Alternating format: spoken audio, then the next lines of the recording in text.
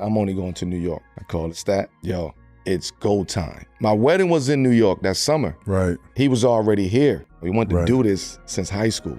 We got a chance to do this in New York. I'm sold.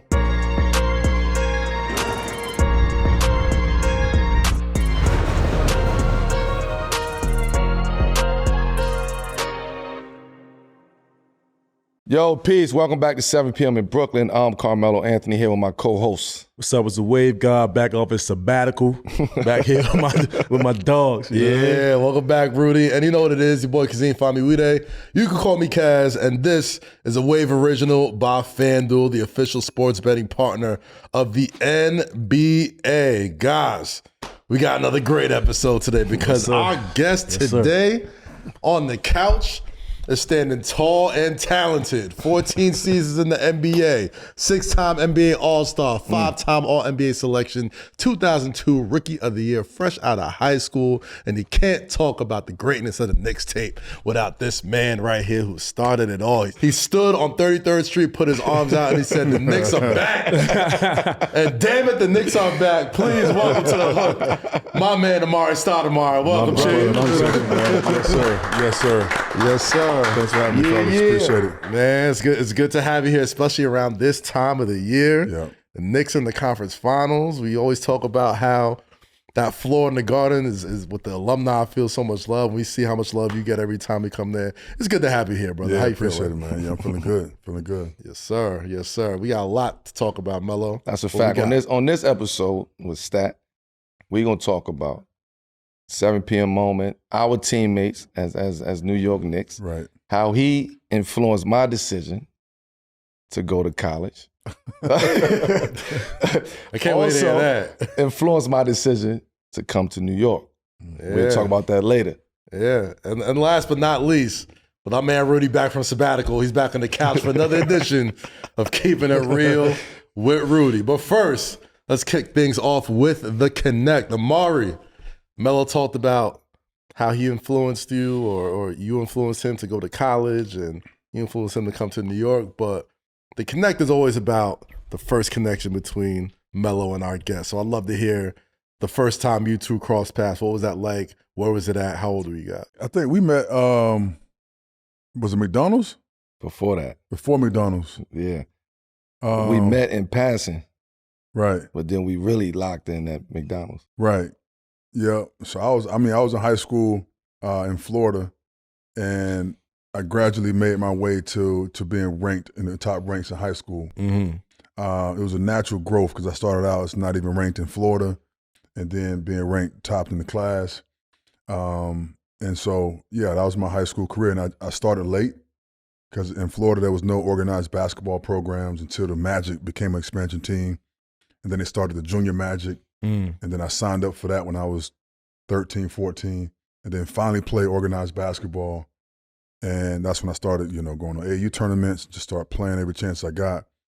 And then my high school career just kind of grew from there, you know what I'm saying? Yeah. Nah, I mean, obviously, got to be a phenom coming out of high school. We all saw, what you did in that McDonald's game, going straight to the league.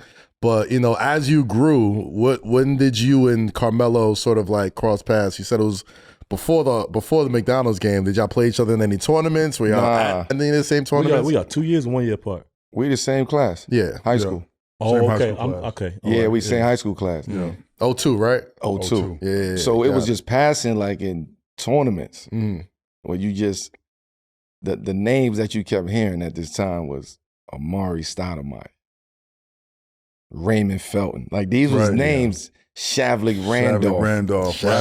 You get what I'm saying? Rashard McCants. Right? These were names that you just kept constantly hearing and hearing and hearing.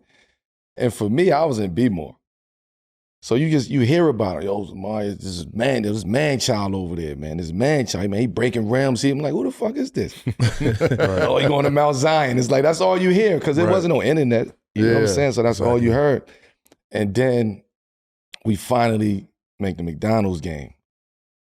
And then that's where we connected. Yeah. Nigga came late to the McDonald's game. Nigga came middle of the week. You know what I mean? Practice, breaking rims and shit. Like it was, that's when we really started to lock in at that point. Yeah, it was serious. Were you already committed to go straight to the league by the time of the McDonald's game, or where were you guys sort of at as far as like your high school careers heading into that game and y'all meet? Yeah, who gave y'all the biggest bag at that point? It was it was him. Let me clear this. It was him. Yeah.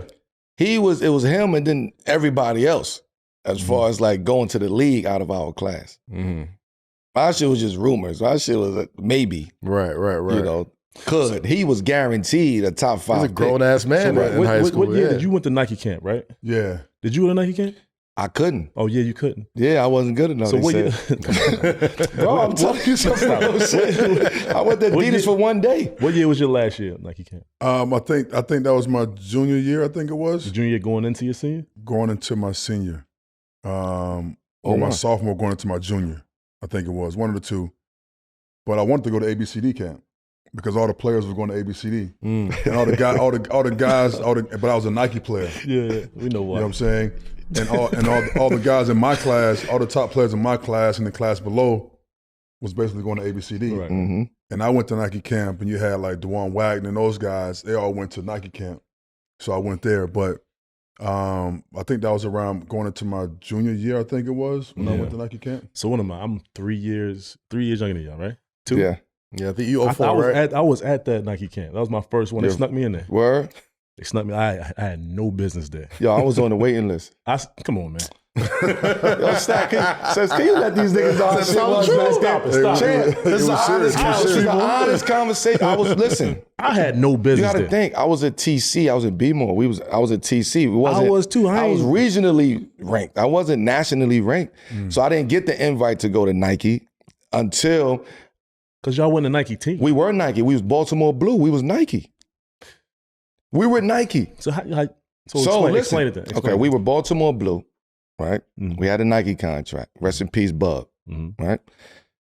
Now Baltimore Select got the Adidas contract. At that time. But Adidas is more popular than Nike Select. At that point in time. Right. Everybody wanted to go to ABCD camp. Right. Nike camp at the time was like very prestige. It was like, you know what I'm saying? Yeah. You got passed 5-6 times before you, like it was that type of basketball. It was 5 times right? So it was like you had your Nike circuit and you had your Adidas circuit. I went to go play for Baltimore Select, which was Adidas. That's how I was able to go to ABCD camp, but I couldn't go to camps. Nike had me on the waiting list. I couldn't really go. See, that's not true. That's not so Rudy, who was around there? Tell the truth. Back then they had waiting lists. They had the people who was gonna be at camp, and then they had waiting lists. Because I was there and I had no Rudy, business you was 12, 13. Exactly. I was like 13. So you don't remember that? I went 2 years. I went that year. I went the year after my freshman year and the year after my junior year. Yeah, I went only 1 year. He went 1 year. Yeah. And the rumor was he was coming to Adidas. That's what I wanted. That's where I wanted to go because my AAU team was Adidas at first, and then I went to Nike Team Florida that same summer type of deal. So then I ended up going to Nike camp. And when I got to Nike camp, you know, it was a whole thing. I mean, it was some games I would just dominate. You know what I'm saying? Like have like 8-9 dunks in the game. It was a whole. And I remember that. That's why I remember because them rims at IUPUI still shaking. You know how you throwing the pop rocks at your feet? I think it was him or somebody like him that dunked the ball. I swear I got out of the way. Like, bruh, like them, man, look, to see. I was a real high school player though, Rudy, because I had really no guidance and no coaching when I was coming through high school. It was all raw talent. My brother played basketball. He was 6'9", and he was also raw. And I was 6'9" at that time. Grew to be 6'10" once I got, you know, into the league, basically, where I kept growing. But high school, I was all raw. I had no guidance. You know what I'm saying? My father had passed away early. My mom was in the streets. My brother was in the streets. So a lot of decisions I made in high school was based upon me just trying to figure it out. And so when I got with teams that were, you know, in positions to go to camp and these type of things, I'm like, all right, cool. Well, if I'm going to Nike camp, I'm down with that. Or ABCD camp, whatever. I'm cool with that too. You know what I'm saying? So I ended up going to Nike camp. And as my high school career kept going, I just kept getting better and better and better. And I was able to then put myself in the position to go out of high school. And those crazy, Melo, for you go, like, just by hearing that story, it's just a difference in eras because, like, it's so much these kids are getting offered now early. But I feel like it's either you want it or you don't. Yeah, I agree. Like, Stat, like you said, you started later, like, yo, you saw it. Like, yo, this is where I can get to where I got to get. And you kept pushing, no matter what your atmosphere around you was doing. Right. I don't see the new I don't see enough of it in this new generation, even though you got the NILs, you got all these things. Yeah. Like, Right. why not? So it was NIL back then. It just wasn't NIL. Under the You know what I'm saying? Like, you know, it was still a game being played when it came down to the NIL, which especially is between why, the sneaker companies, obviously. right? And it was only it was three, but Reebok didn't. You know, it was Adidas and Nike, and Reebok had they thing going on with AI at the point in time. Yeah.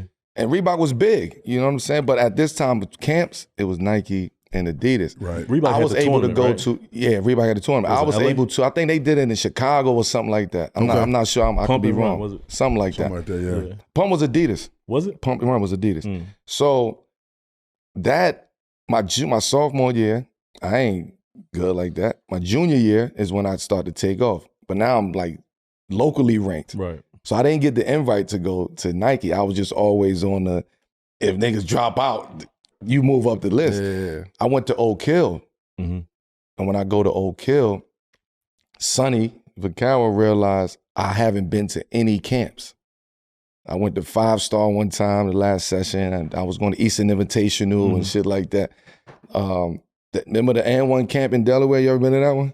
No, I heard about that. The N1 camp in Delaware. It was an N1 camp in Delaware that, Okay. that we used to go to. So I was local. So Sonny calls and say, yo, listen, I want you to come to an ABCD camp for one day. Like, you don't have to stay. I had summer school. One day. You get to play against Lenny Cook. Oh, that's the matchup. That's the matchup. And I said, I'm not wearing Adidas. Mm-hmm.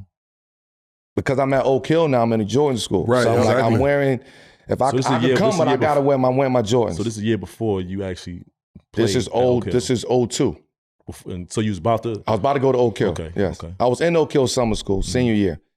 And then that's when all the shit started. Right. Stat was kind of moving, doing his thing.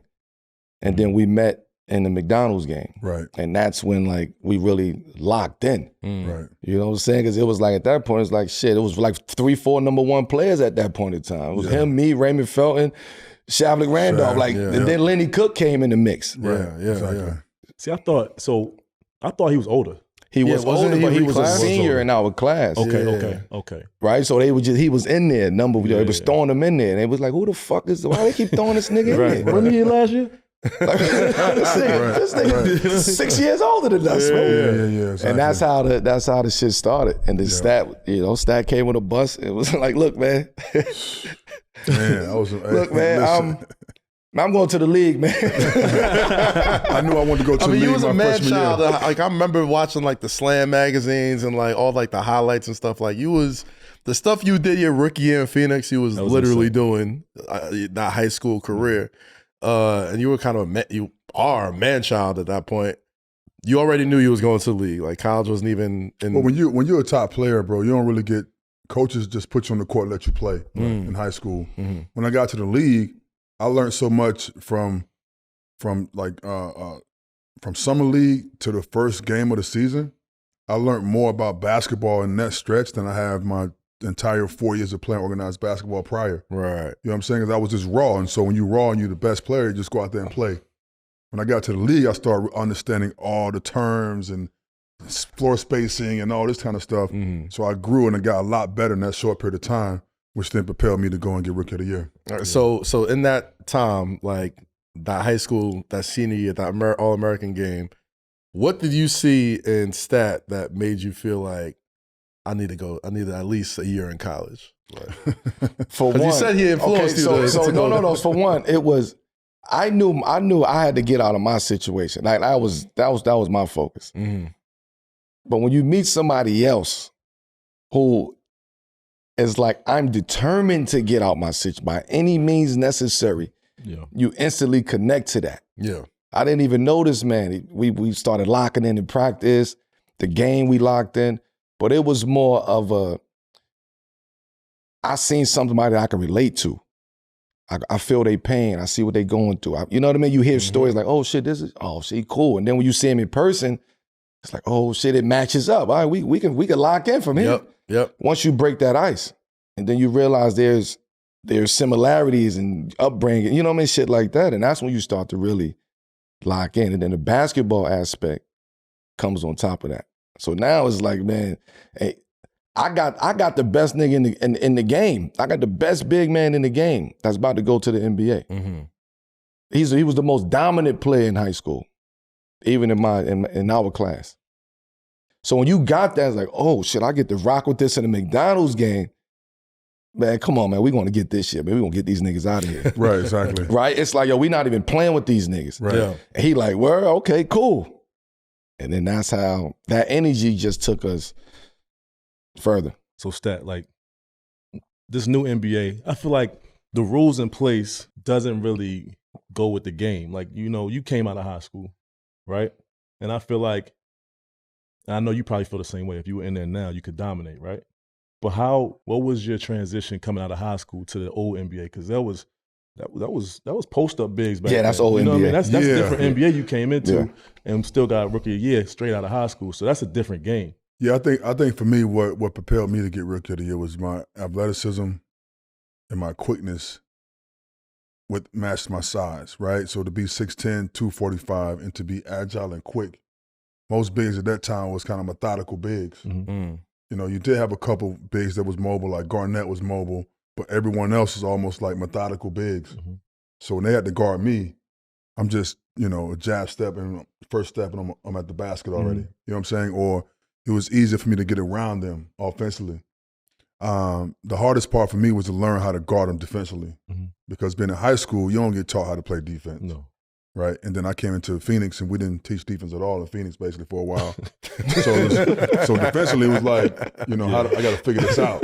Yeah. You know what I'm saying? But offensively, I knew I had the advantage because of my quickness, my speed, and my athleticism. So what was like, you know, you talked about you learned more in that after summer high school and first year into your first game than you did in all 4 years of high school. A lot of that could be attributed to playing with Steve Nash, who, you know, the offense you guys played, the pick and rolls that you guys ran out through.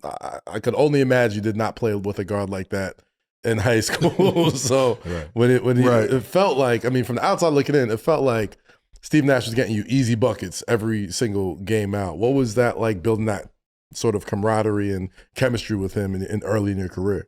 I think people fail to realize is that when I first got drafted, Stephon Marbury is my point guard. That's a fact. Right. Shout out Steph. That's a fact. And me and Steph had a chemistry that was great also. Yep. Right? You see that poster on Olawa Canby, that was a pass pick and roll from Steph Marbury. Yep. Mm-hmm. So that pick and roll dynamic was already established prior to Nash coming. But when we brought Nash in, I think 2 years later or the following year, I had one Rookie of the Year. The second year we had traded, you know, a lot of players and we were trying to revamp. And then I went to Dallas to go help recruit Steve. I flew on a private plane with the owners, the coaches, the GM. What was that recruiting pitch like? That was new for me, bro. I was 21. I was 20 years old. I'm on the plane with the owners and we're flying the private jet. We're going to try to recruit Steve Nash. Yeah. Because it was an option whether to try to get Shaq, Kobe, or Nash. Oh, wow. And so Dallas was going back and forth with Shaq, and I think Mark Cuban was trying to figure out, all right, we're trying to sign Shaq. And so Nash was like, well, I'm here waiting, guys. You got to tell me something. Yeah. And we're like, Nash, we're here for you, bro. Like we coming to get you. And my pitch was, I was basically saying, Nash, like I can't be stopped. Like, you know what I'm saying? I had a lot of confidence when I was, you know what I'm saying? And I was just telling Nash, hey, I can't be stopped, bro. We need a point guard. Yeah. And it was confidence. Yeah, you know what I'm saying? yeah. Even higher, even more. This is one of the times where like the third party IG players would show all the highlights of you yamming on dudes. Yeah. The first 3 seasons. Yeah, you was a poster every night, man. Like, and that's probably like, this guy is probably, what is he talking about? And I was just a 21-year-old confident kid. Yeah. And I'm like, we need a point guard. We have Sean Marion. We have Joe Johnson. We have all these pieces. Yep. We need a point guard. Right. And we landed Steve. Once we got Steve, bro, we didn't take no time at all. No needed for sit-down conversations, watching film together.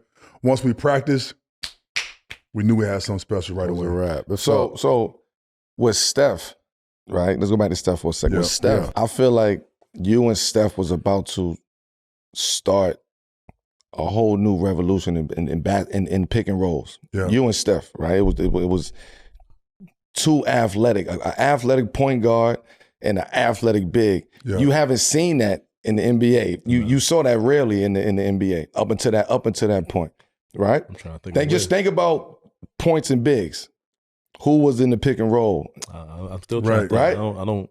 They was about to start something, realize right? How sure. Steph used to play, Right. man. You know what I mean? Steph was that guy. He was. So when he got with Steph, Steph had an opportunity to play with Garnett. Mm-hmm. Now I get to play with Amar'e. Yeah.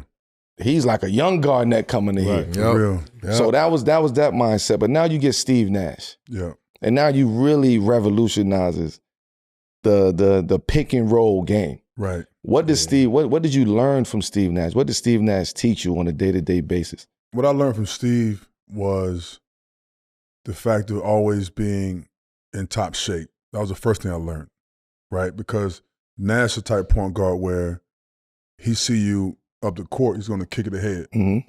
And then you can make the play in open court to the basket. So I'm like, this is an easy, 8 points. 4 points a quarter. Yep. By just catching the ball on the wing and making the play on the fast break. 1-on-1. Yeah.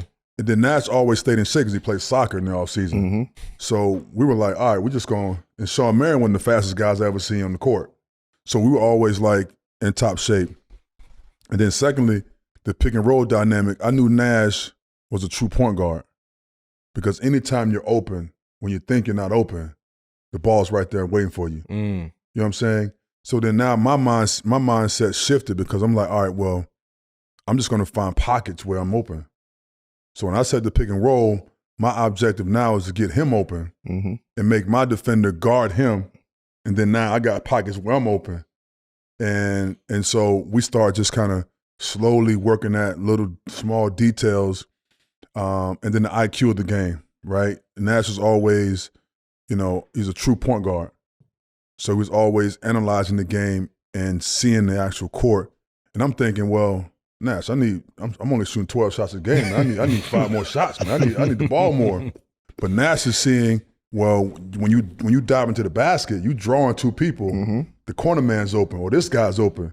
You know what I'm saying? Well, all right, well, I'm going to the post. Yeah. But then the post, you got double team. You got guys that's going to trap you in the post. You know what I'm saying? So the pick and roll became our thing, and all these little IQ points that I was noticing, that Steve was noticing, I learned a lot from him in that space.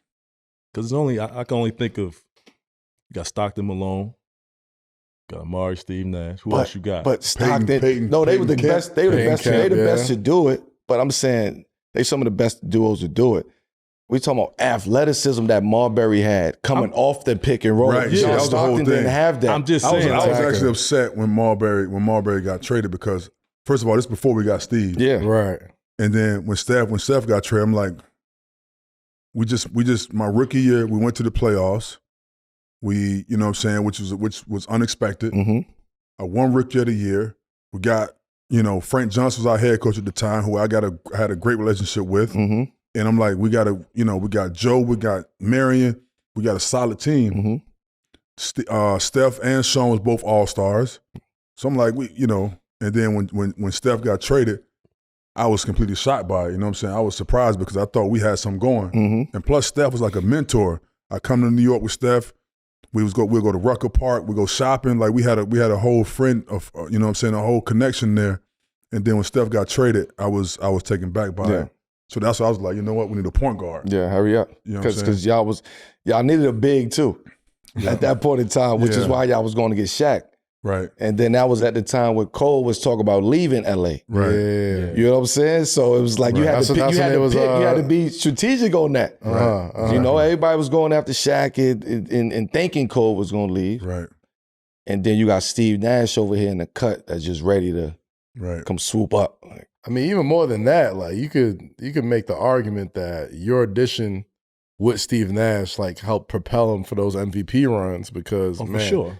Y'all completely 1000%. revolutionized offensive basketball the way I was playing ball. And Steve Nash, no disrespect to him, he was absolutely talented and absolutely somebody who was, had a lot of notoriety around the league, but he became a megastar because of that surrounding cast in Phoenix, did you ever sort of feel like, man, this is, I understand this is a team game and all that, but it's like, damn, MVP for my man Steve? Yeah, I mean, I figured one day, I was like, well, God willing, I'll get an MVP. Yeah. So I wasn't really thinking about, Nash winning MVP or not at the moment. I'm like, all right, congratulations, you know what I'm saying? I was first team All-NBA and these things. Right. I'm leading the team in score and blocks and all this stuff. But Nash is diamond, and Nash is the engine of the team. Yeah. So I understand why the notoriety went toward Nash during that run. I remember vividly that San Antonio Spurs series where Nash was the MVP, but you was giving Tim Duncan the hell in that game, and everybody knew Tim Duncan was that dude, and it was almost like, dude, this is the future of big man basketball right here. The way you was just dunking on him. I think he got like 42? Was it 40? Yeah, it was a whole thing. It was I think I averaged like 37 or something that series. Nah, like you gave it to Tim Duncan that series, man. Like you look like the best player on the floor with the MVP as your teammate. Like that had to make it from the outside looking in. It made it look like, yo. Remember, I'm gonna butt in, but no, go ahead. Raw talent. Right. He said he was learning. He learned so much in 4 or 5 months. Yeah. Think about by the time he got to the playoffs, where he learned how to speed and how to play fast. Against San Antonio, they was loading up. Yeah, they had to. Sure. No, I will say this, bro, especially that team with prime Tim Duncan, bro, to be able to average 35 or get. I remember it's different, champ. That's different. And at the rim, too. You don't get to the rim against San Antonio. No, because they had all bigs. You had Tim, you had 4 different bigs that always rotate in and out. And it wasn't easy, but I was definitely taking advantage of the opportunity of playing against the best power forward in the game. As a young player, I'm like, all right, well, I want to be the best power forward. I want to be known as the best power forward in the game. So I got to make sure I bring it. I'm attacking this. I'm taking it as a challenge, and that's why I went, at that series the way I did. You know who he was up against? I mean, I'm saying when you talking about power forwards, and that's a list that is, that will never change. Duncan, Garnett. You know what I'm saying? Like, yeah, for sure. TD, the Dirk. Yeah, Carmelo, Barkley. Like these names is not gonna never get off that list. Stat should be on that list. When you start talking about impact of the game, right? Impact of that position, and like taking that position and kind of revolutionizing it a little bit. I put you like this. You said you was going up against the best power forward in the game at the time. Is there any point you felt like you was the best power forward? Yeah, after that series. I mean, you know what's funny? When I felt like I was probably one of the best power forwards was my rookie year. Really? Because we was playing against Minnesota, and Garnett and Steph was going at it. And Garnett and Steph was like, yeah, well, Stat am I better than you? Going on, what? Blah, blah, blah, blah.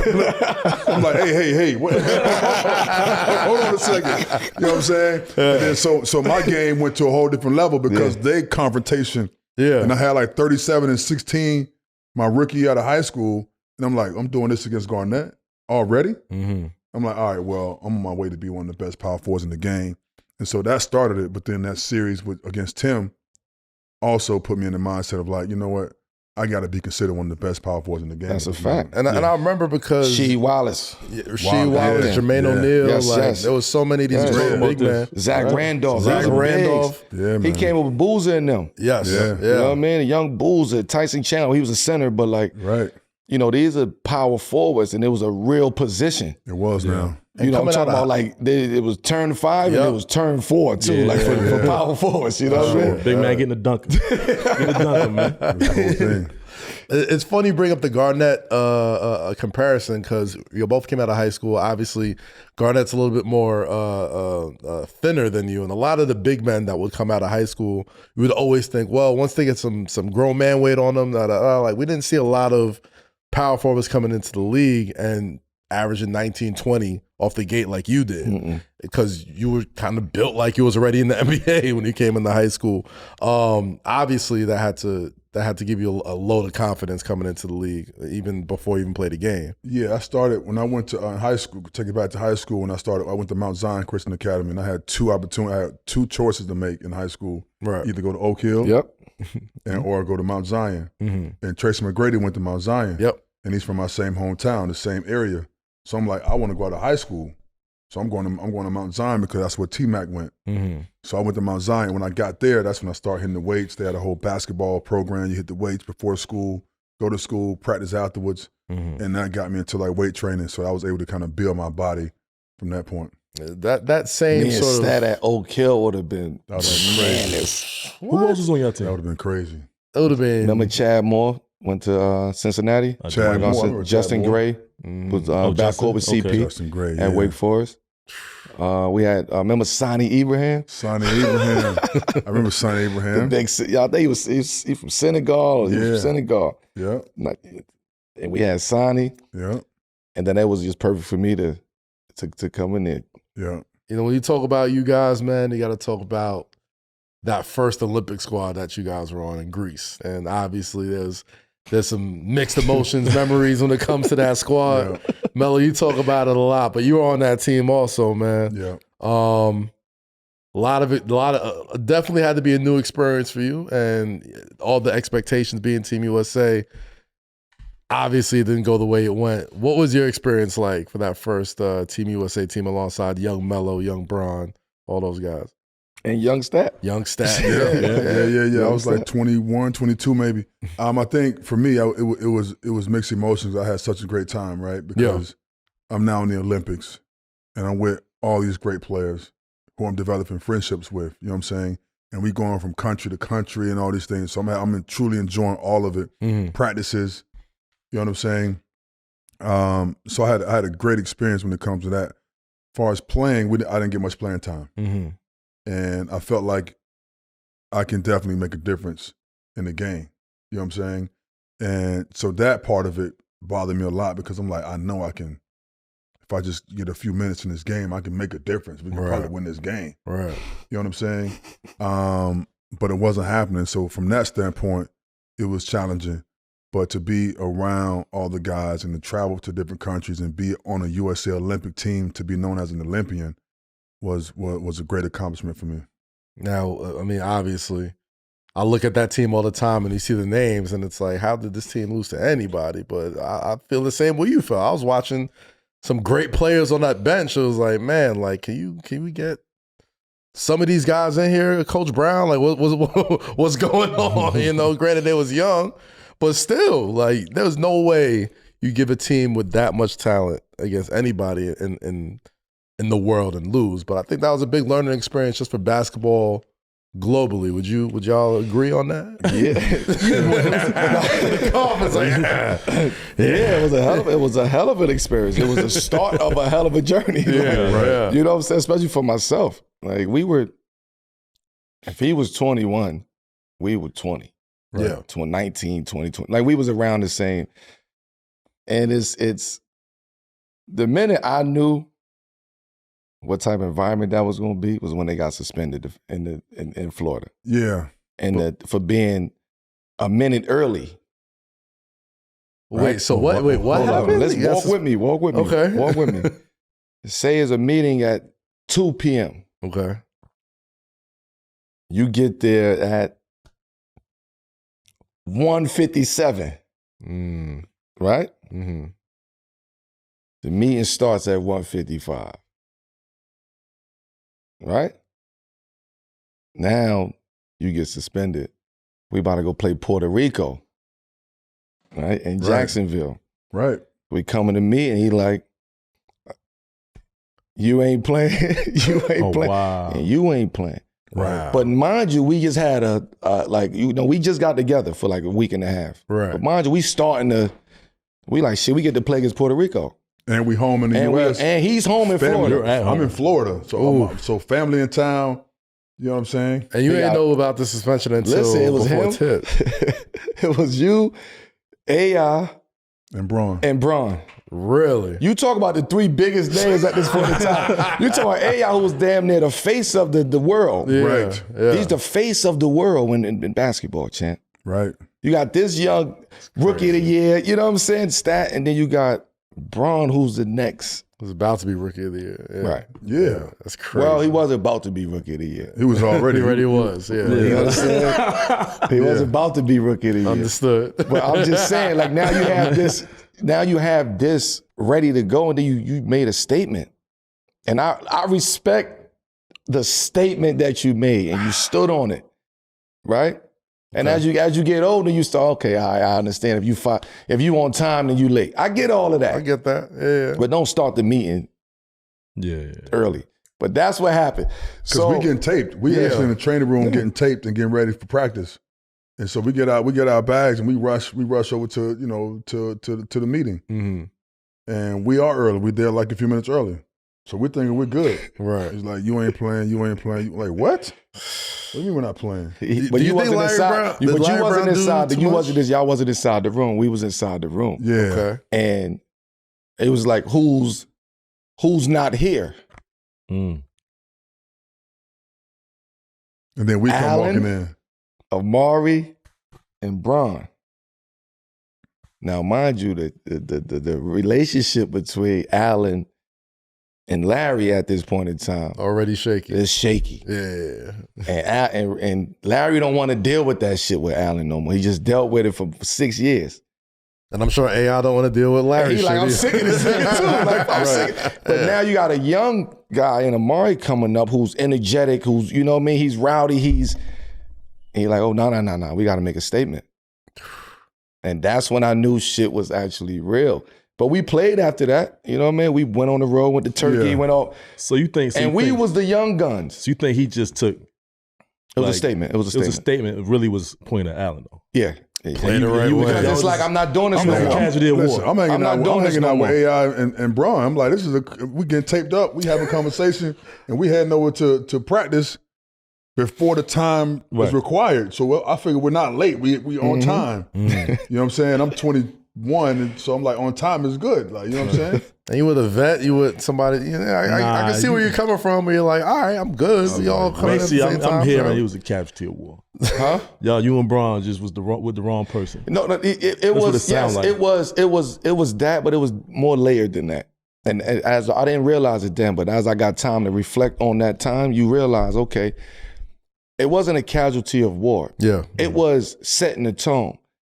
Okay. AI, you the guy. Right. And you leading Amar'e, who's a young guy, rookie of the year, who's trying to. You also leading LeBron James. You can't, right? So I have to set the tone and let LeBron know that's not allowed. Right. It wasn't about him. He probably had a little shit in there, but I got to set the tone on AI that I'm not going to allow you to influence LeBron that way. Yeah. Right? Yeah. It was multi-layered. Yeah. Which is why he said, Allen, I'm not dealing with that anymore. You know what I'm saying? Yeah. Right. So, you know, that's how it's kicked off. Right. I mean, then we get to Turkey, and then we get over here, we busting their ass. Like, yeah. Put us in the game, we down 16, we coming back. Right. Young guns. The crowd is yelling young guns in the crowd. Right. And we get to Olympics, and it's like, the rest is history. Wow. Do you think they brought him on the team because Garnett backed out? I remember that. It was between him and Garnett. Mm-hmm. Garnett's spot was solidified because they played on the team in Puerto Rico. Right. And they all backed out. Because again, it was war around the world at that time. So everybody was like, nah, I ain't fucking with it. I ain't going no. I'm like, shit, we out. Hell yeah, I'm going. Put me in there with the bombs and shit. I don't know. Shit. Right. We walked outside. Yeah. We got in trouble on the boat. Yeah. For leaving the boat. Larry Brown said, you can't leave the boat. Nobody leave the boat. Damn, Larry Brown ran a tight ass ship over there. He, literally a tight ship. That was really on the ship. Say, yo, Stat, yo, we out. He like, word? Yo, we out. Where we going? Downtown Athens. Right. We was in Athens, Greece, just outside. Kicking it. Fuck it. But fast forward 4 years later, you decide, you know, they're about to run it back, but you're going to prioritize your health, get ready for the regular season. The Redeem team happens, and, you know, all is right in the American basketball landscape. Is there any part of you that sort of like regrets not, you know, being part of that team, that face of that new class of face of basketball in America? Yeah, I still have thoughts about that because I knew I was on the team. Yeah. Right. And I chose not to play because my injuries, I wanted to make sure I stayed healthy and play a full 82 games the following season. Mm-hmm. And I felt like if I go into training camp and then play all summer, that it could be an issue the next season. Yep. So I do have regrets of not playing, because representing the U.S. and playing for the Olympics and being around the guys is always something I loved about the Olympics, and not to have that was kind of complicated to deal with sometimes, because you have a gold medal. That's the chance of the gold medal, right? But other than that, I want to make sure and prioritize my health. It's funny to hear you say that, because I think somebody who got a lot of smoke for not doing that this year was Joel Embiid, right? Like, he has some injuries going into the season, coming out the season, goes to the Olympics, has an incredible experience, but the following regular season, I mean, his health didn't really hold up that well. If you could speak to Joel either before the Olympics, after the Olympics, about prioritizing your health, prioritizing the regular season, but also understanding this is a once-in-a-lifetime experience in the Olympics, like, what would you say to somebody like him who probably had the same sort of mindset, like, yo, do I prioritize my health and my regular season, or do I go and have this incredible experience with the Olympics and the best basketball players in the world? Yeah, I would think if I had a chance to do it all over again, I would go to the Olympics. Because you don't, it's not many times you can win gold medals, right? I mean, it happens every 4 years. Yeah. And then that's only, 4 times throughout your entire career, possibly, depending on God willing, if you play a long career. Yeah. Unless you him. How many you got? You know what I'm saying? You got one for each, 4 or 5? I did 5. Right. You get one. You know what I'm saying? So everyone's not blessed to have that type of career where you can win multiple gold medals. Yeah. So for Joel Embiid, when you get the chance to do that, I would say go for it, because you can always get healthy and then play in the regular season. But for me, I had to kind of make my own decision in that space, and it was tough. I know the Larry Brown training camp was probably crazy back then. The silence is loud just now. I don't really remember the training camp. No. Because a lot crazy. A lot has changed with USAB, like, because I played on the couple of them teams afterwards, the World Cup teams. And it was like, I was right there with the transition when the PG got hurt. Oh, yeah, They kind of just cut everything. So I'm just knowing, like, even having before that 2 days, tape and all that stuff, we in August. Yeah. Like, nah, man. I'm not the whole season. You spend the whole season. It's like another season. Yeah. I know them training camps. So the 04 training camp, remember, we only had like 2 weeks to prepare for the Olympics. It was like last minute. We wasn't on the team. Me, Bron, D-Wade, Stat, was lingering. Like, we wasn't on the team, but everybody backed out. Garnett, Kmart. I think Kmart was a part of that. Baron Davis, Jake. Like, everybody backed out. And they had to build a new team. They had Tim Duncan, AI, Billups? Marbury. No, Mark Steph, Lamar Odom. They had like those, Richard Jefferson, Sean Marion. Like, they had that group. I think Boozer was, you know what I mean? We had Boozer too. So we had that group. Then you had to fill up the rest of the roster. And it was like, yo, we got to get the young guys in here. Amar'e, D-Wade, Melo, Stat. It's like, okay, we going to the Olympics. Right. So now, as we going through that, we losing. The shit happens. Practice was so crazy, champ. But we was it wasn't hard to us because we was happy to be there. And we was like, yo, listen, we gonna fuck them up in practice. Like, that 100%. 5, Tim Duncan, AI, Steph, they're in trouble. Sean Marion, Richard Jefferson, Lamar Odom, we gonna fuck them up. No question. And that's when we started calling ourselves the young guns. Right. All right? Me, him, Bron, D-Wade. Right? So we had our own little, and Boozer, we had our own little group. And Emeka Okafor. Okafor was like the young boy coming out of college. Yeah, exactly. Right? So practice was so intense, and Larry used to fuck with us because we were going at these guys in practice. And he would just like, oh, Melo, you laughing too much. It's like, what the fuck? I'm 20 years old. Yeah, we having fun. You laughing too much. Oh, Mario, you playing too much. Yeah. It's like, damn. Man, you happy they ain't draft your ass, then? No, I'm not. Now you got love for Detroit, though. No, I'm actually wanted to play for Larry. Yeah. Which is why I was excited that he took the job to go to Detroit and they guaranteed me too. I wanted to go play for Larry Brown. Yeah.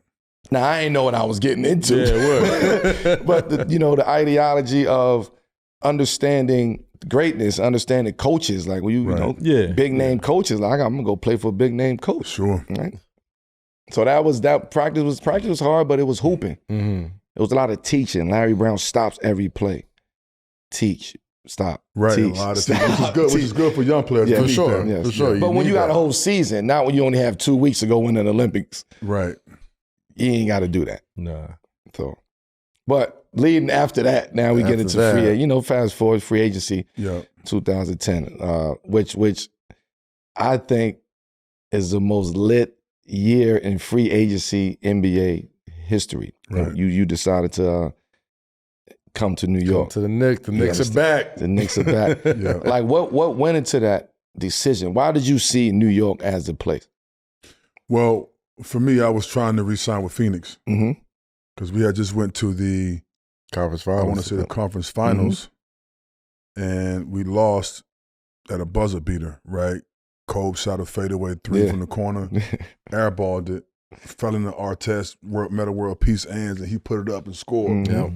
You know what I'm saying? And then we lost. We lost the conference finals, and I go into negotiating now with Robert Sarver, the owner of the Phoenix Suns at the time. And we have a conversation, and I'm like, all right, well, I'm leading the team in scoring, rebounding, block shots, deflections. It was a whole analytic breakdown of all the leading categories I was leading the team in.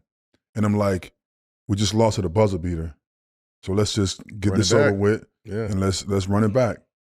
And he was like, no, we got to do some type of reconstructed contract where if you play 40-something game, or if you gotta play 72 games, and if not, you only get 20% of the contract. I'm like, what? Oh, hold on, that's crazy.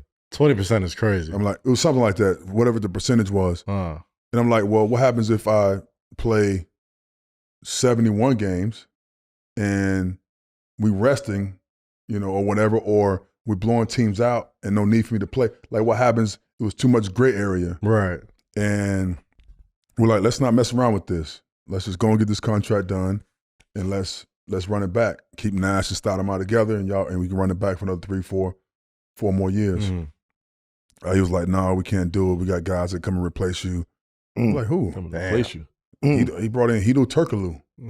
That is a fact. I'm like, that's crazy. I mean, shout out Hedo. He was a good player now, but he wasn't like He wasn't doing what you was doing. Different player. Right, they brought in Channing Frye. They brought in Channing Frye was there that same year, the year before. He was Channing Frye. I played with him in Phoenix. But then, so now free agency comes, and Miami called me right away. The first phone call was Miami. It was a huge free agency because Brown was free.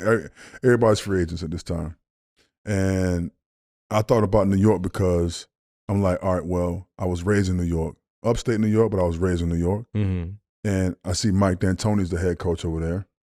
So he knows my game and how I play. Yep. It was hard to go to a new team and try to build chemistry with coaches that may not know how you play. You want to make sure you go to the right structure of a team. So I'm like, all right, well, Mike D'Antoni knows my style. New York doesn't have a great team at the moment. We was trash. But it's all right. I'm like, that's all good. I'm willing to accept the challenge. Yeah, of course. And so I flew into New York. I met with Dolan. I met with Mike D'Antoni, and I was like, you know what? I'm cool with coming here. I want to come to New York. This is where I want to be. And we're like, all right, great. And we got the deal done, and the rest is history. Man, the rest sure was history because it's like that was the first glimpse of any New York Knicks hope for since probably I want to say Marbury, but probably Ewing, Sprewell, Houston was the first time we were like, all right, we got at worst one of the top 10 players in the league on our team. Like now we could build towards something. Like you said, that summer of 2010. Insane summer. Free agents all abound. The decisions happening here. You got Wade over there, Basha. Everybody's moving. The whole league is getting the whole new facelift. And now the Knicks seem like they matter for the first time. And everybody, and I mean everybody who had anything to say about coming to the Knicks, say, yo, it's a lot that comes with it. It's not just playing basketball. It's the media. It's the spotlight. It's being all over this. And you would kind of think that it would scare players away, but you embraced that. Melo embraced that. Like, you took on the challenge of not just playing in New York, but taking everything that comes with it. So what was sort of the mindset going from Phoenix, where you had a great situation, just went to the conference finals, you had Steve Nash, you had all these people, and coming to New York before Melo, and you are the unquestioned leader, the man of a franchise that was like starving for anything at that time? I think for me, it was more so wanting to display my full skill set, right? And I felt like coming to New York would allow me to do that because Mike D'Antoni knew my full skill set, and I was able to somewhat not be afraid of the city, right? A lot of guys lived out in, upstate, more Westchester areas. I'm like, no, I'm moving to the city. Like, I'm gonna embrace this. You know what I'm saying?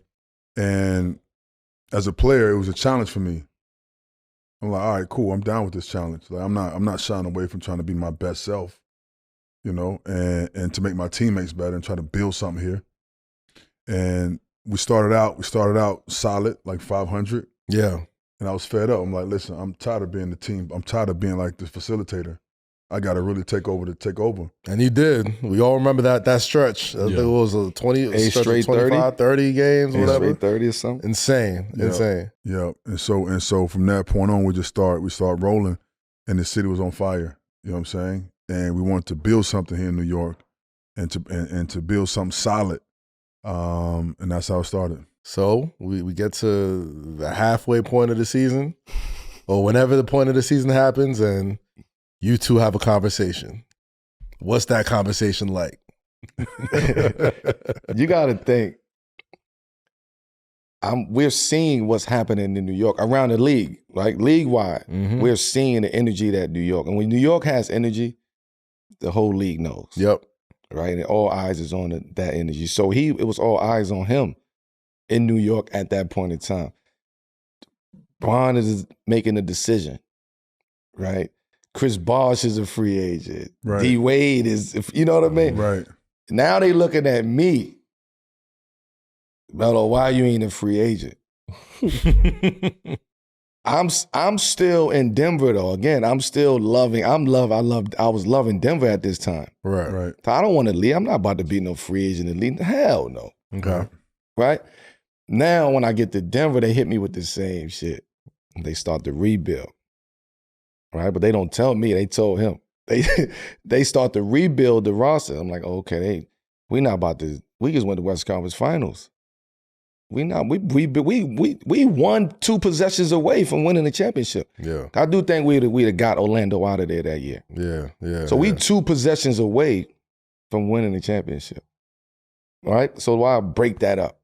So now all that shit start to transpire in Denver, and I say, look, if y'all gonna rebuild, let's work on this together, and let's get a place. They came to me and said, what places you want? I said, there's only one place I want to go to, and it's New York. And he's like, oh, no. No. Because New York has nothing that we want. But we have a deal in Utah for you. They was going to send it to Utah? George Carl wanted to send me to Utah. He wanted Derek Favors. That's crazy. He wanted Derek Favors because they was rebuilding, so he wanted a young power forward. Right? Then Jersey came, and then that situation started.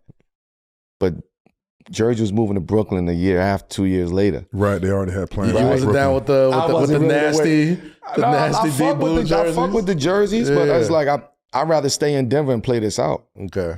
So now, I remember you telling me something about this too. It was like, New York comes in.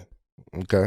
And I was going back and forth, and little meetings happen, and real gentleman's conversation. I hits that.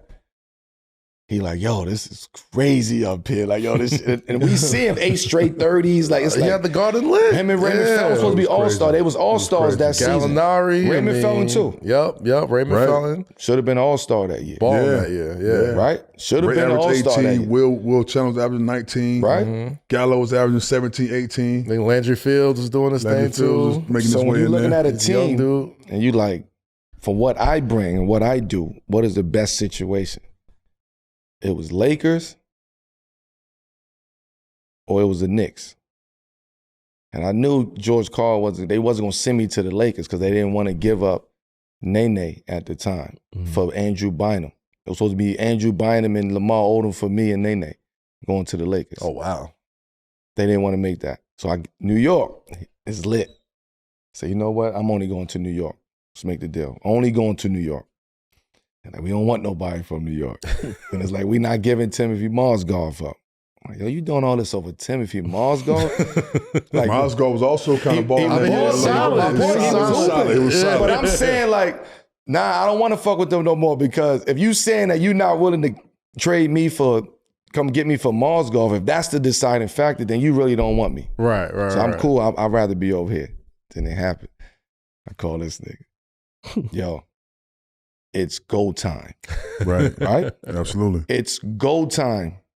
My wedding was in New York that summer. Right. He was already here. He had just signed. Come to the wedding. We on a boat. We had the boat party and we pull up next to in front of the Statue of Liberty. Absolutely. And we have a building session. It was just me and him. Right.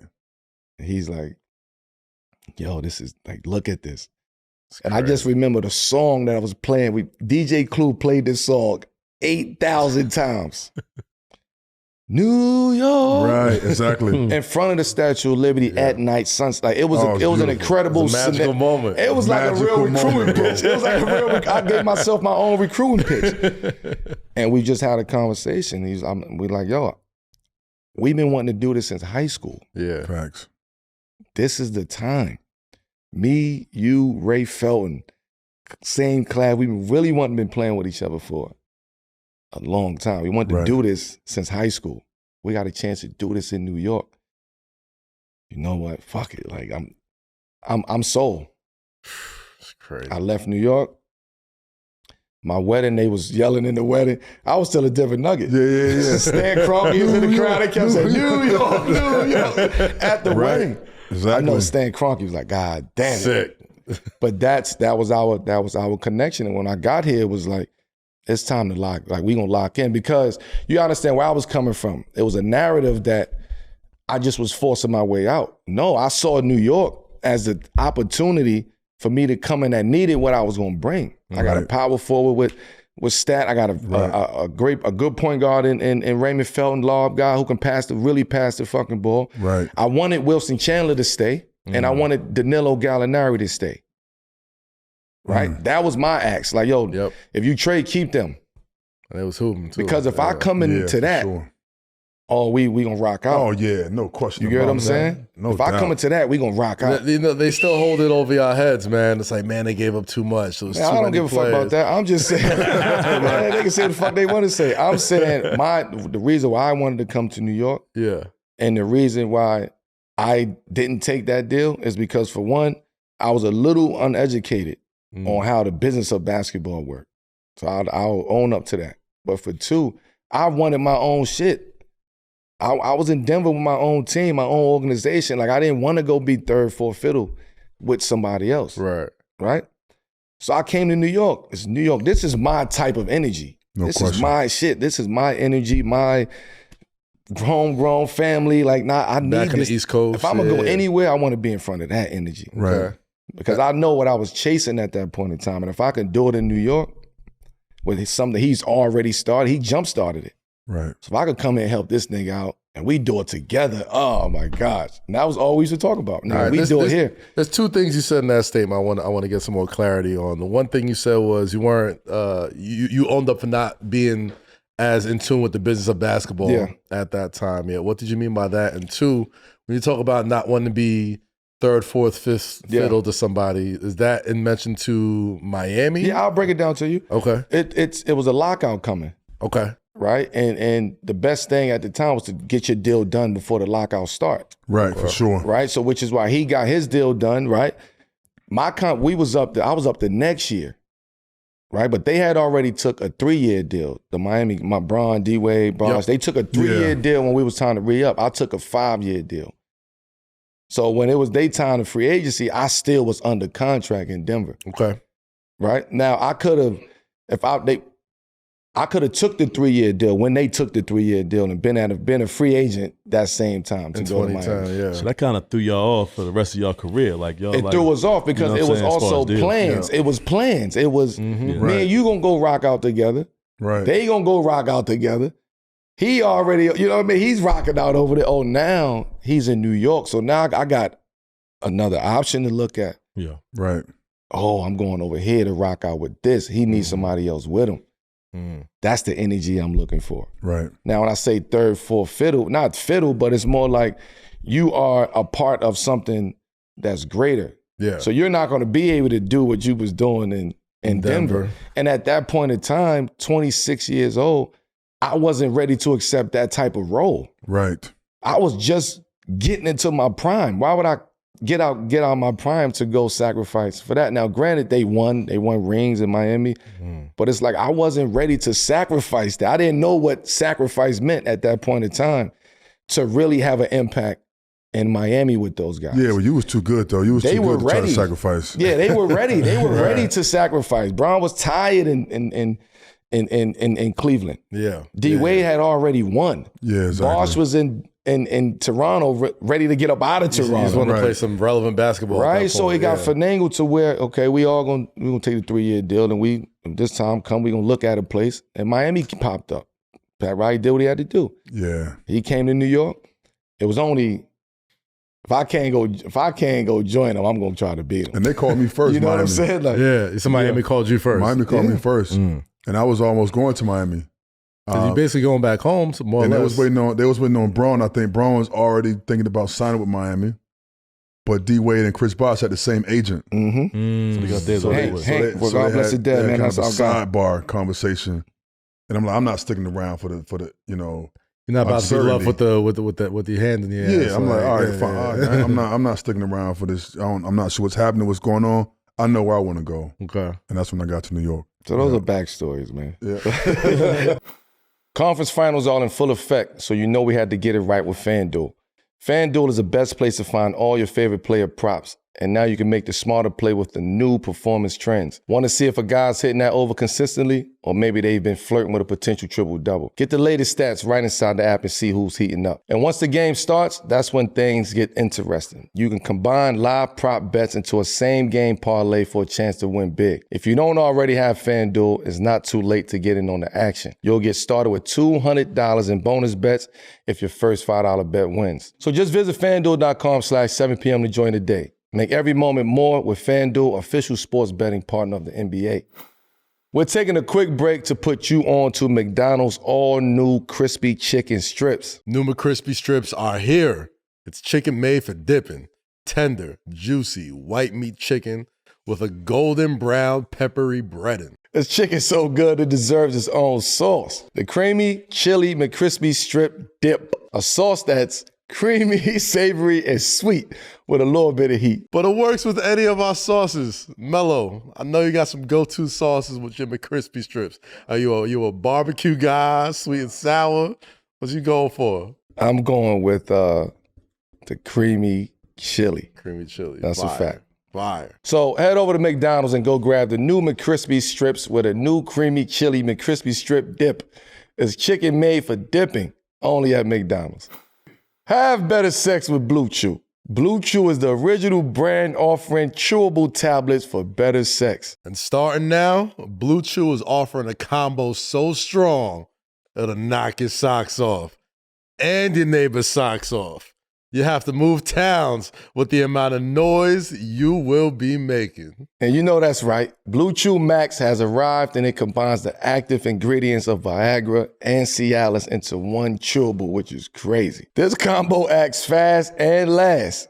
And the best part, securing Blue Chew's tablets is all done online. That means no visits to the doctor's office, keep it low, no awkward conversations, and no waiting in line at the pharmacy. Just sign up at BlueChew.com, consult with one of their licensed medical providers, and once you're approved, you'll receive your prescription within days.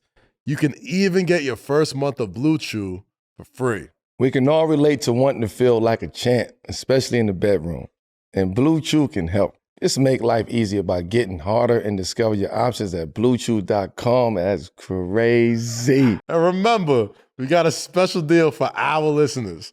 Try your first month of Blue Chew free When you use promo code 7PM, all you got to do is pay $5 in shipping. That's promo code 7PM. Visit BlueChew.com for more details and important safety information. And we thank Blue Chew for sponsoring the podcast.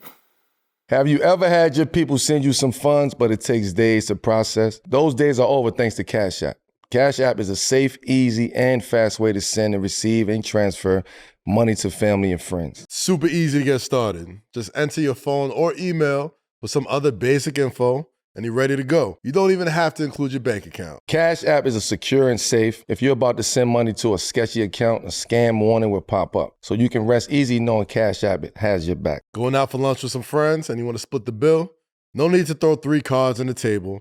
Just send the money through Cashapp. I love using it because it's so easy and it just makes life way less stressful. I gotta ask, what's the least amount of money you've ever requested someone to pay you back on Cashapp? $1. $1. Somebody tried to play me thinking I wasn't going to ask for my dollar bet.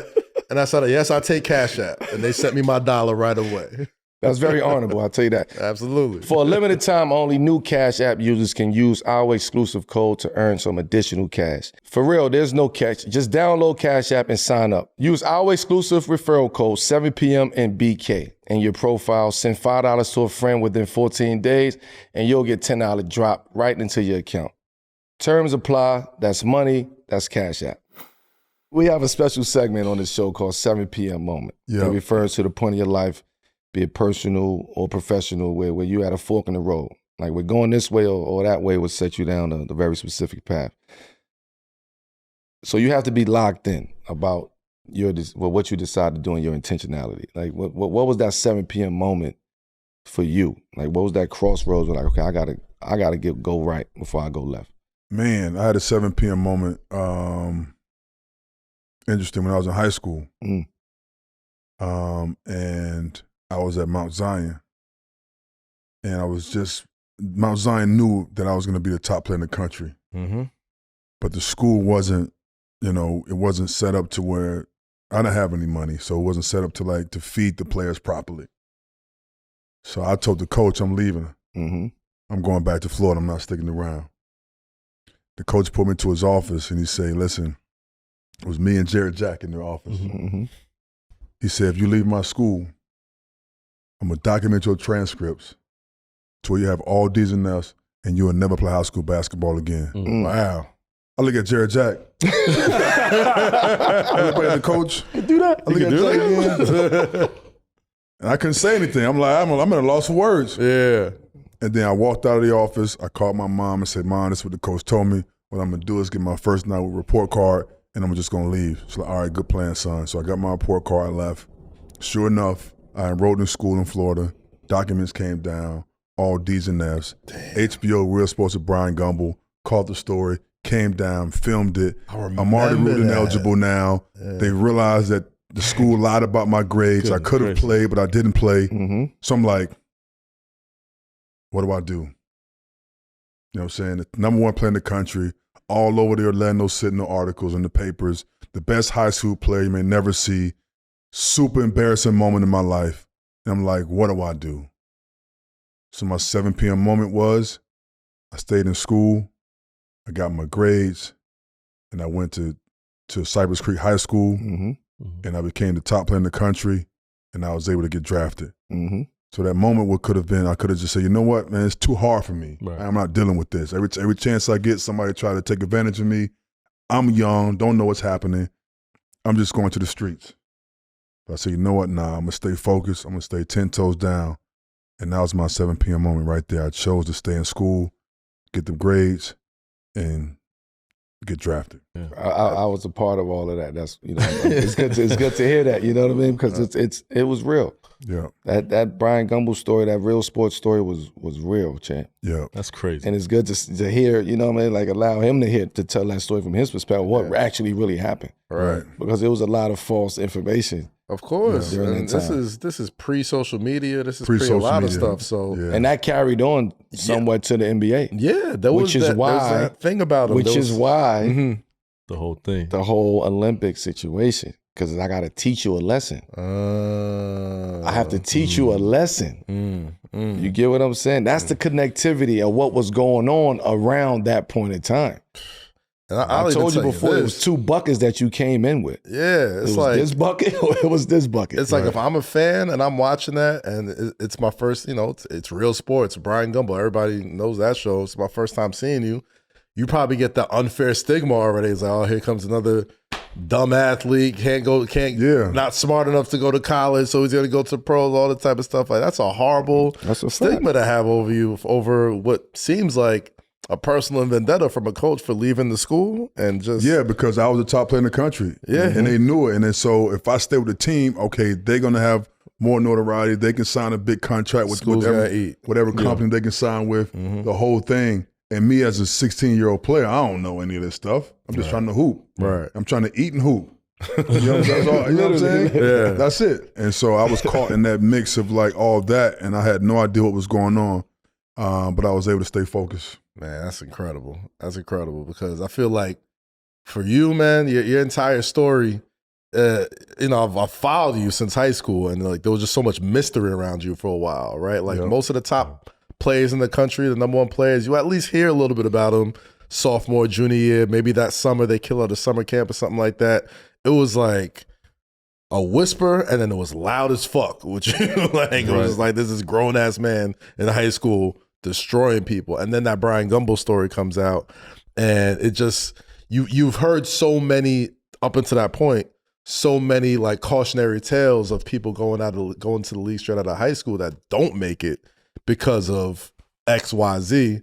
And if the first thing you hear is like, oh, this guy has all D's and F's, he went to a whole other school, he's not going to play, all this other stuff, like I could imagine teams and players and just, folks in the pro era not wanting to touch any of that. Was that sort of it's a lot of something players, you experienced? A lot of players that are in that position fits the mold of what the narrative is. But I wasn't. You know what I'm saying? I was truly a player who was in school, doing the right things, trying to make the right decisions at a young age. You know what I'm saying? And really needed guidance on how to really navigate through this prep to pro, high school, best in the country situation. My parents didn't know anything about it. My mom was in the streets, right? And I'm trying to figure it out. And so I had to somewhat navigate it on my own. Yeah. As a 15-year-old kid trying to figure out how to navigate through all this. What school do I go to? How do I stay out of trouble? Yeah. How do I eat? You know what I'm saying? Like all this kind of stuff. And the narrative could have easily been that, oh, just another high school kid who's not smart, he's failing in school. Yep. But I knew who I was, right? And so throughout my career, that narrative changed because then the real me came out, right? Start learning different language, got my master's from University of Miami in business. Like it was a whole thing.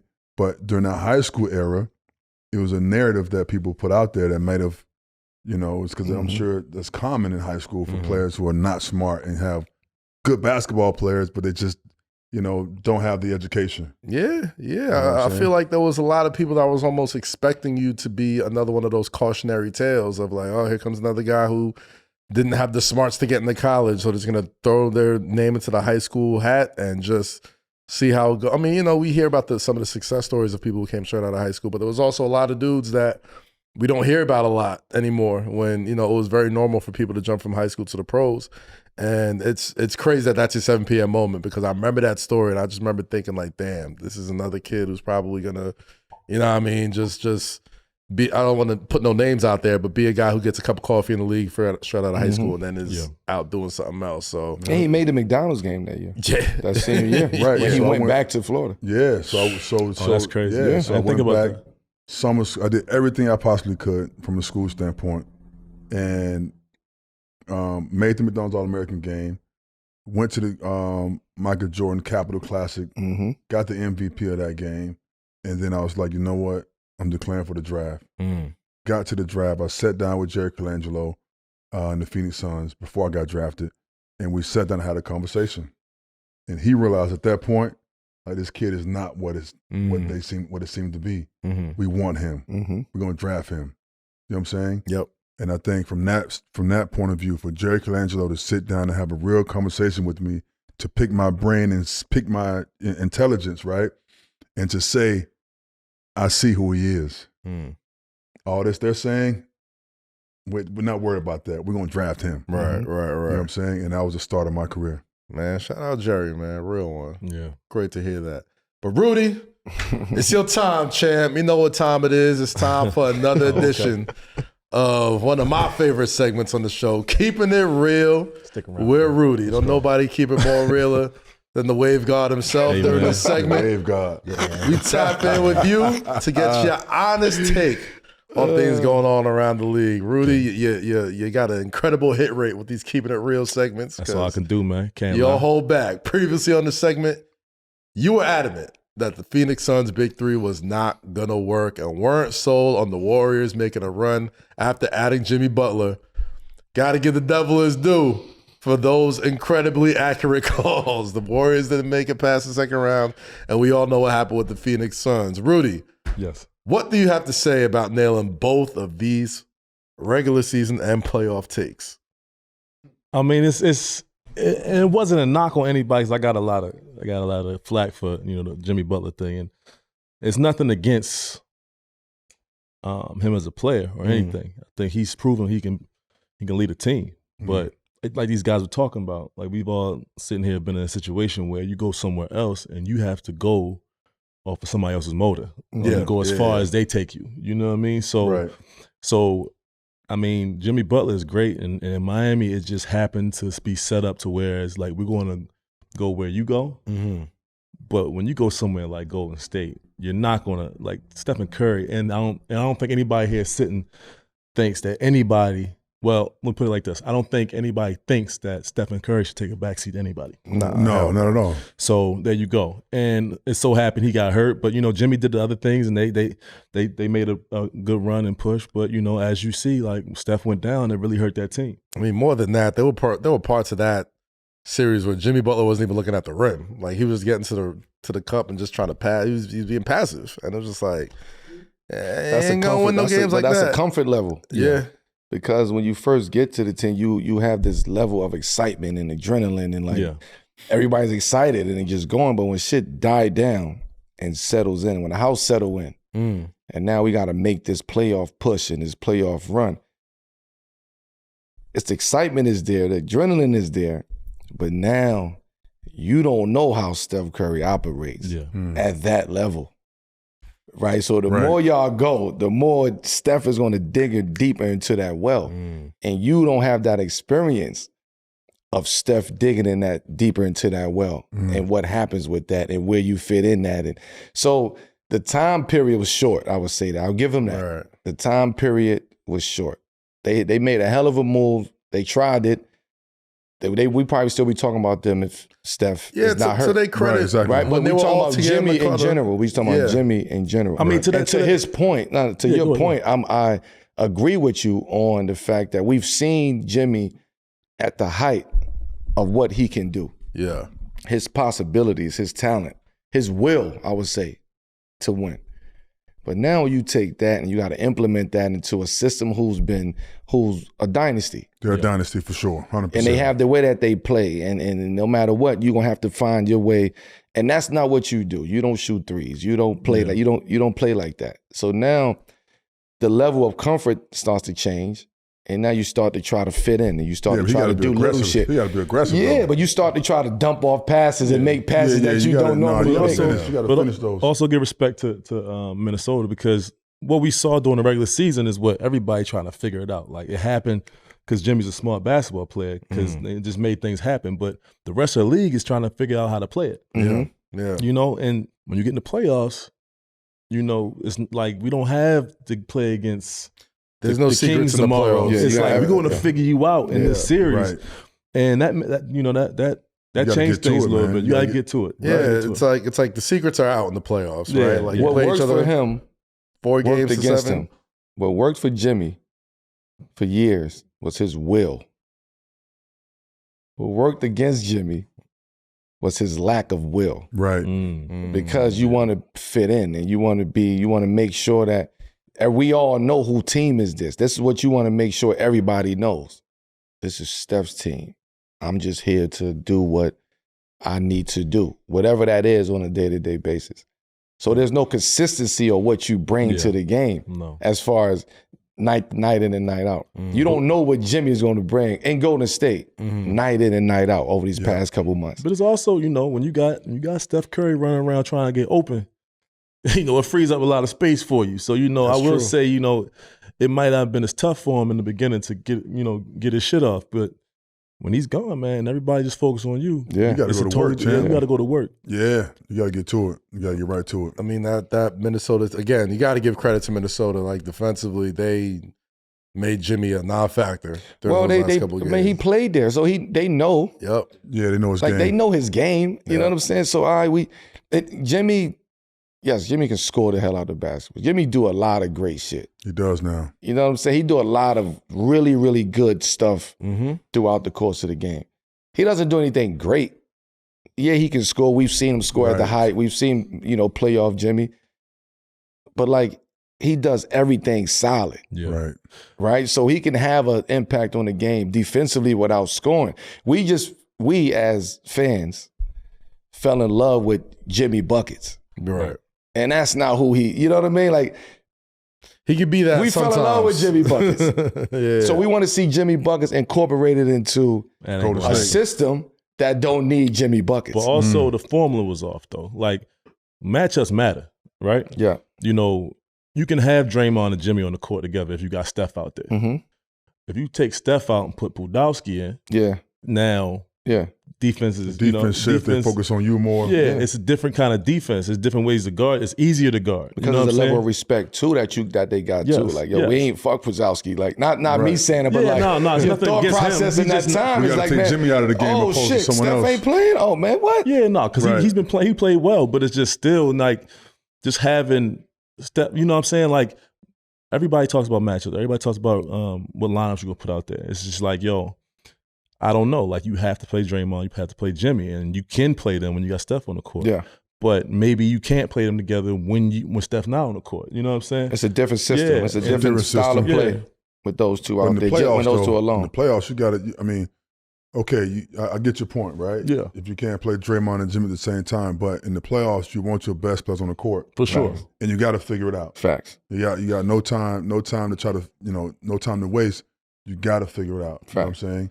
And I think Jimmy should have been more aggressive, looking to score and be dominant in the game. You know what I mean? Got you. That's when the will should have came back. And then now everybody would be like, oh, see, that's the Jimmy that we've been. Could we say that's coaching? Exactly. Could you say that's coaching? No, I don't think it's coaching. I think it's culture. Okay. Yeah. Right? It's culture. It's plug and play. We've been playing this system for years. Right. Yeah. And we're not about to change the system for you. Right? We've got you here because we see you in a very specific role here. Right? We probably don't want Jimmy Buckets here in Golden State. Oh, no. But we want something very specific. But with that, they probably looking at, okay, Jimmy giving us this and giving us that. But when Steph go down, now Jimmy Buckets got to come back. The will to win got to come back. Yeah, it's a different. And that's tough to pull off in the playoff series. We only get 1 day off. You know what I mean? You got to recover from that. Steph, as great of a player as he is, he's a system on his own, right? Just watching him run through screens opens up space that a lot of other teams don't open up for him. You don't got to account for that. You could load up on McDaniels, load up on Edwards. It's different when you got the long route. We got the deep post. Right. We know we going to that. We know we going to that. But now when you check down, and got to throw some screens and right. So we gonna give it to you on the line of scrimmage. And now you gotta get us some yards, Jimmy. Yeah. And that's what it is. They didn't have their main option. They didn't have their over the top option. They deep post action, and now the dump off pass got to become consistent. Because you can't go deep post with Jimmy. Yeah, I mean, we heard this before, and it's not we don't know how deep everybody else's bag on that team is because the system. The system. You can't expect okay, Jimmy's been Jimmy Buckets, but you can't you have other guys on the team that just go out there, set screens, and knock down an open shot. You can't expect more out of them. You know what I'm saying? When 1A goes down, it changes everything. It You know what I does. mean? It does. It does. It's rare that you got a team that you can have not just your 1A player, but a player like Steph who's transcended go down, and you could still hang with a team who has been lights out for the past like 2 months of the Minnesota Timberwolves. So it's like it's hard to figure it out on the fly, man. Like that, it's hard to figure it out. But Stat, while we got you here, let's keep it more realer with Rudy and give the man the floor to ask his own question with Amar'e and Melo both here. Let's talk about another memorable moment from their Knicks stint.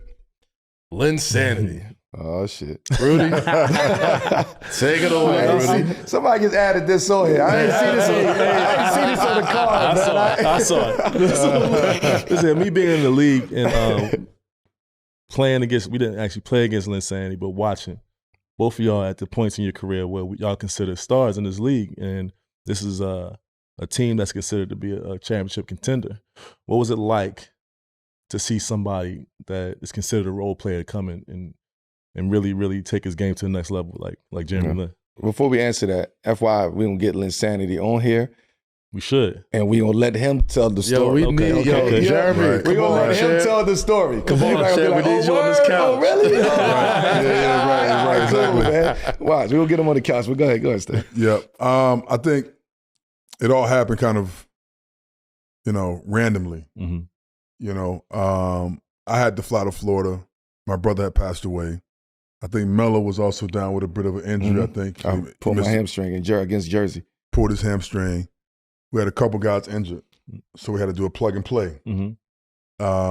And so when Jeremy Lin got a chance to play, no one knew who he was. There was no scouting report. Each game you get like a scouting report of the team and all the players, and there was no scouting report for Jeremy Lin. Mm-hmm. So when he started playing, that's a fact. I just said that about somebody else. I told you that. No scout. All right, no scouting report. Sorry, brother. So when there's no scouting report, you can't figure him out. You don't know how to play him, and so he took advantage of it. Mm-hmm. And so for those first, I think it was 2 games I missed, he was scoring like 30 points, 35 points. That's crazy though. And then it really hit when he played the Lakers against Kobe, and he had 35 or something like that against Kobe. Saturday afternoon, I don't know who that is. Right. I remember that. Yeah. Like, what the hell's going on? And I'm in Florida. I'm down. I'm at the crib and I'm watching the games. I'm like, what? So when I get back to New York, I'm seeing the whole city is in an uproar. I'm like, man, what's going on, man? I haven't seen so many Jeremy Lin jerseys. I'm like what? And every game, it was like the crowd was going crazy, and Linsanity happened. And then from that point on, he kept the wave going. Man. For a nice another 5-game stretch. There was a game where he hit up John Wall and caught a dunk in Washington. That game winner in Toronto. Obviously, the game against Kobe and the Lakers. The Dallas J. Kidd game. That was a big game. That was another big one. The Toronto game winner. Yeah. The Toronto game winner. It became like that was crazy too. I'm like, we got 5 seconds. He 7 cleared seconds out. left. That was back to back too. That was back to back. That was a back to back game. Clear out, man. You better bank. Melo in here, man. That ball gonna come to me, man. What you mean clear out? Melo in here, man. What we doing, You know what man? I'm saying? So he trying to clear it out. I'm like, all right, let me see what he got. So he cleared it out, and he kind of took a little hesitant pull up. And then the crowd goes bananas. What we doing? Cleared out. I'm so happy you here, brother, because you was going to bluff that question, bro. What question? I wasn't at the game. I know you wasn't, but just like he said, what you mean? You wanted the ball. No. It wasn't on the court. I wasn't there. I know. I'm just. No, what I'm saying, I had the same reaction that he had when we was watching the game. I'm getting treatment. Right.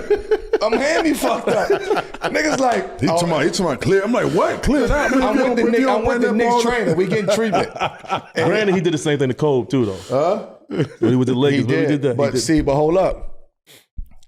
That game, we was working our way back. And Jeremy Lin, he was leading us. They was all playing well that game. Yeah. So end of the game, it was like 5 seconds or some shit like that. Right. It was 10, I think. Yeah. And he cleared. I see Stat running up. He clears it. Clear. Like, Stat like this. Right. We down. We like, no, he's not gonna shoot that. he's not gonna shoot that. He's not gonna. He shot it. Oh shit! And he hit it. That was the emotion. Yeah. I'm glad he's here so he can tell that story. He can tell his side. It was a whole wave. It was a whole wave. Energy was crazy. I was proud of him because to see a player who barely made the team, right? Who wasn't even basically thought of. Mm-hmm. You know what I'm saying? He's on his last 10-day, if I remember. Yeah, the last day. On the last day of his 10 last day. day was 10-day contract, and to take full advantage of the moment. You know what I'm saying? They always say, if you stay ready, you ain't got to get ready, right? He always kept himself prepared. Seemed like, I guess, because we didn't really notice him much in practice. Right. The 10-day contract player. You know what I'm saying? And for him to get the opportunity and then step in and take advantage of it, that prepared him to get a good contract. He started a solid career. You know what I'm saying? So I was very proud of him during that moment of Linsanity.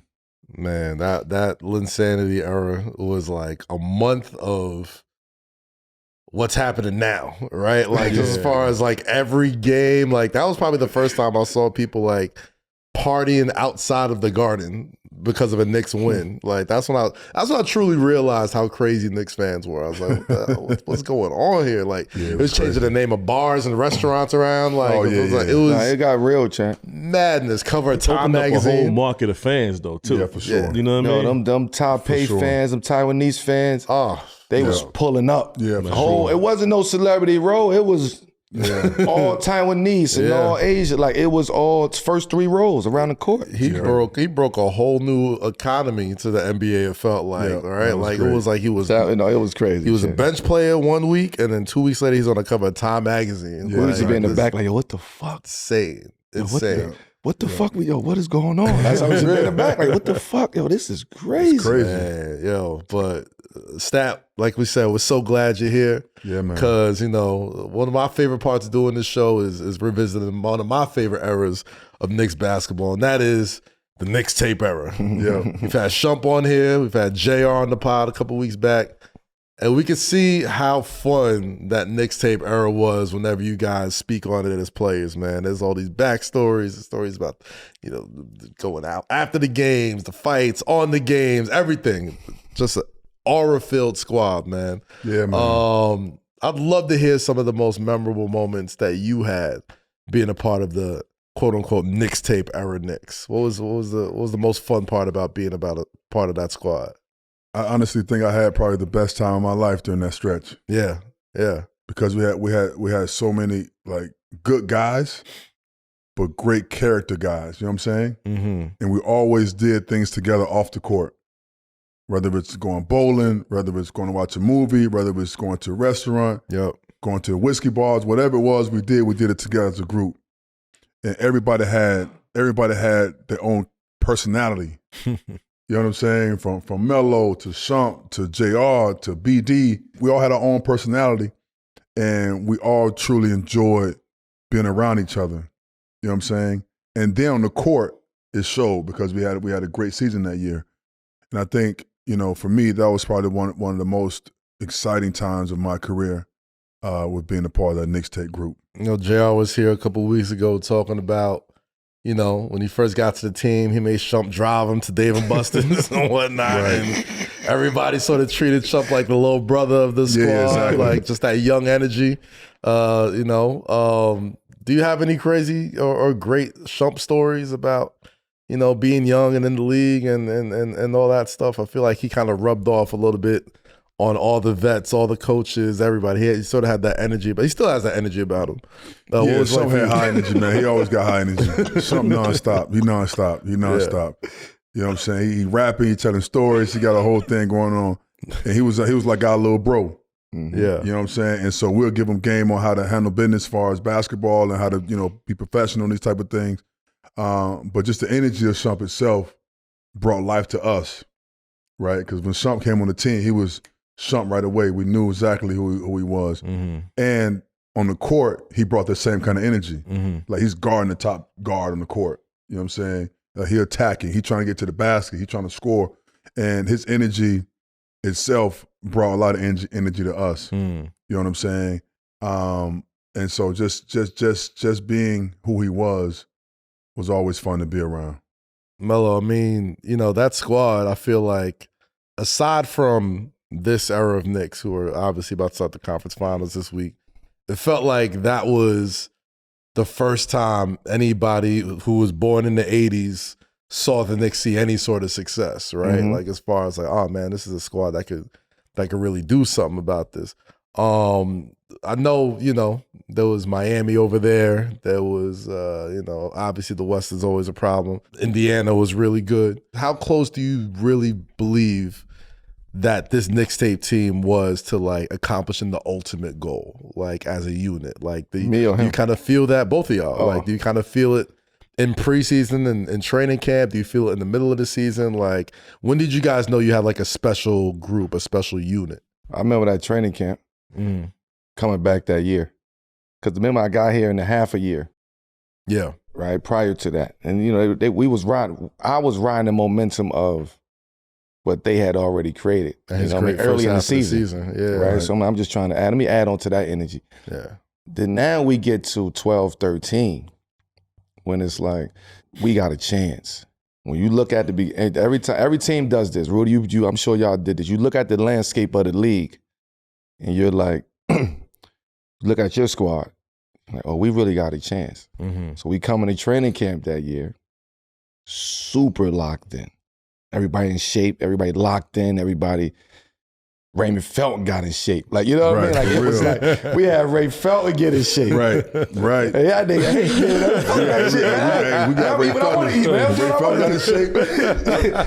Yeah. We got Ray Raymond. was balling that year too, man. Yeah. Right. So when you start talking about, then J. Kidd came, and then, we start getting the intellect of the game. And then we got vets that's coming in, Tyson Chandler. So now it's like everybody is serious about winning. Tyson Chandler, they just come off a championship in Dallas. Right. So it's like it's like, oh, we want that. So we looking at Tyson like, you got to lead us, and this is what you need to do. Right. Stat, I need you to be stat. Right. Like me, I had this conversation with him. Absolutely. I need you to be stat. Fuck all of that. Fuck trying to, you know what I mean? Do it for me, or no, fuck that. I'm gonna do what I do. Right. I need you to be stat in order for us to make this work.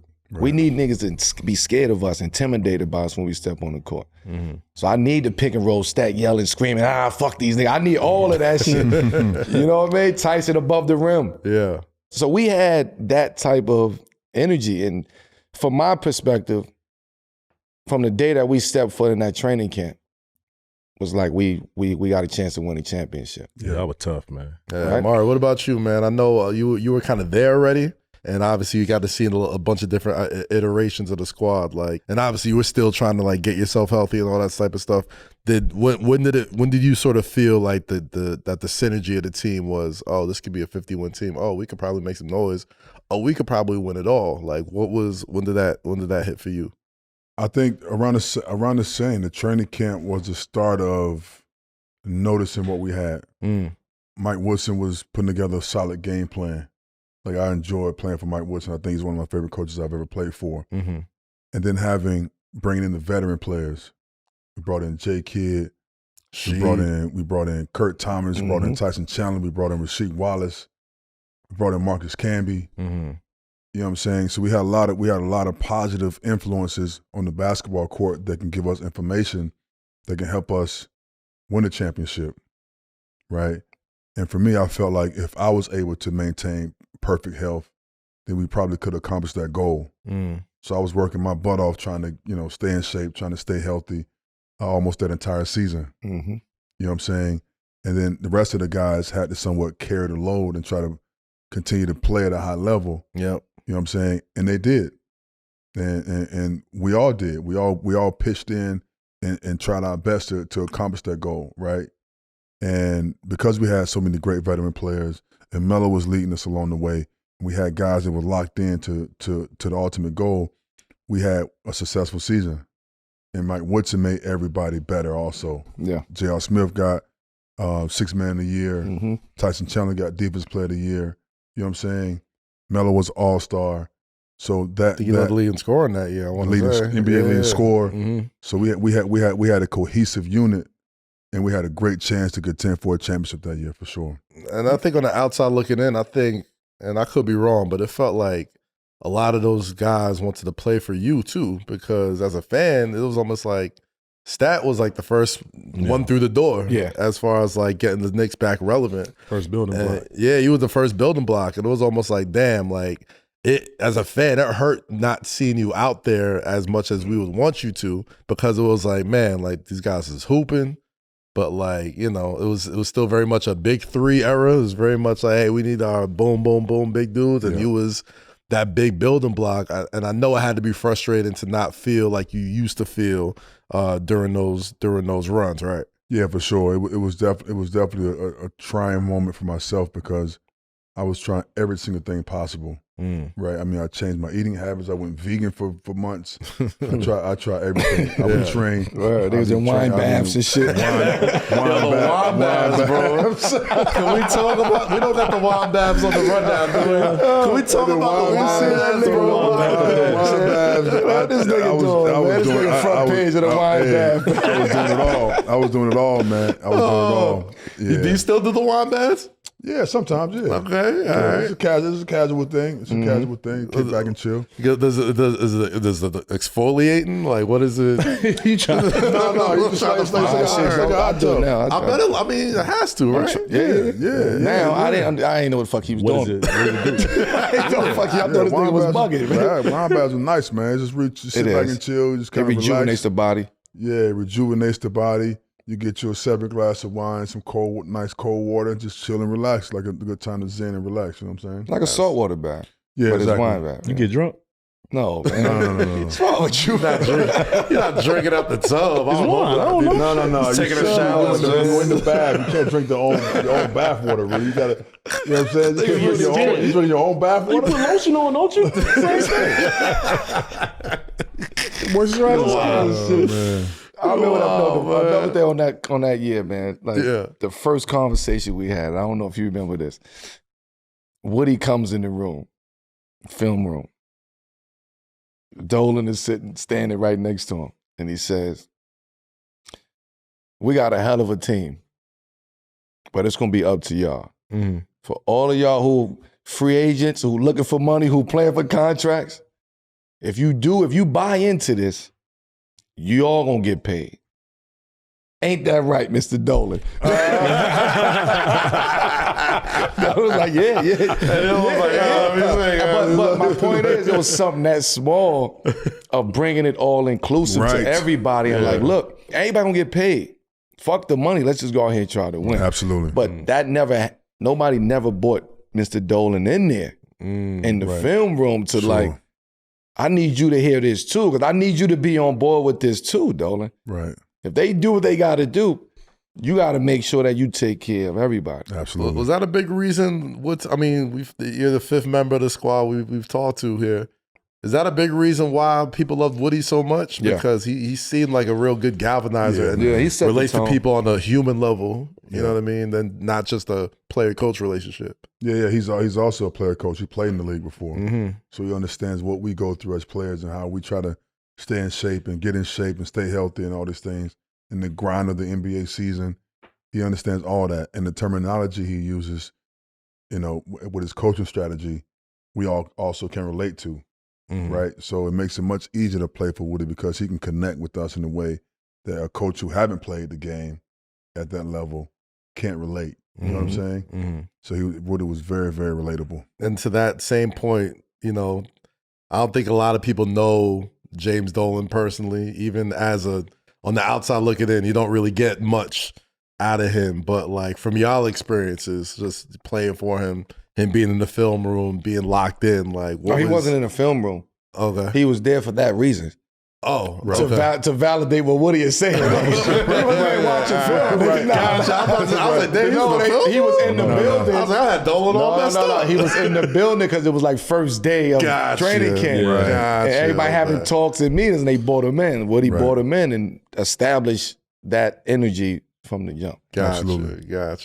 All right. So that being said, I'd love to swing it into where we are right now. Yeah. New York Knicks, 2025, going to the Eastern Conference Finals. Before we get to America's #1 segment, we got to talk about them, man. We're taping a day before Game 1 of the ECFs against the Indiana Pacers. And, you know, the last time this Knicks team even sniffed anything close to the Eastern Conference Finals, y'all two were carrying the torch for the Knicks. So there's no better way to have this combo than for right now. Fellas, how we feeling? Got Boston out of here. Detroit was tough. Now what they Paul got Pierre talk about. sorry, Paul. Hey, true. Let me tell you something, champ. He had a long walk, didn't he? Come on, champ. You know what I mean? Y'all been doing it for a long time, champ. You know what I mean? You gotta give credit what credit's due, man. Yeah, we caught y'all, at a vulnerable moment, but we can't control that, God. It's part of the game. We cannot control that. It's part of the game. Let these boys live. Your boys go get healthy and figure it out. We're going to keep going and figure this thing out. Right. More power to you, more respect to you, blessings to you.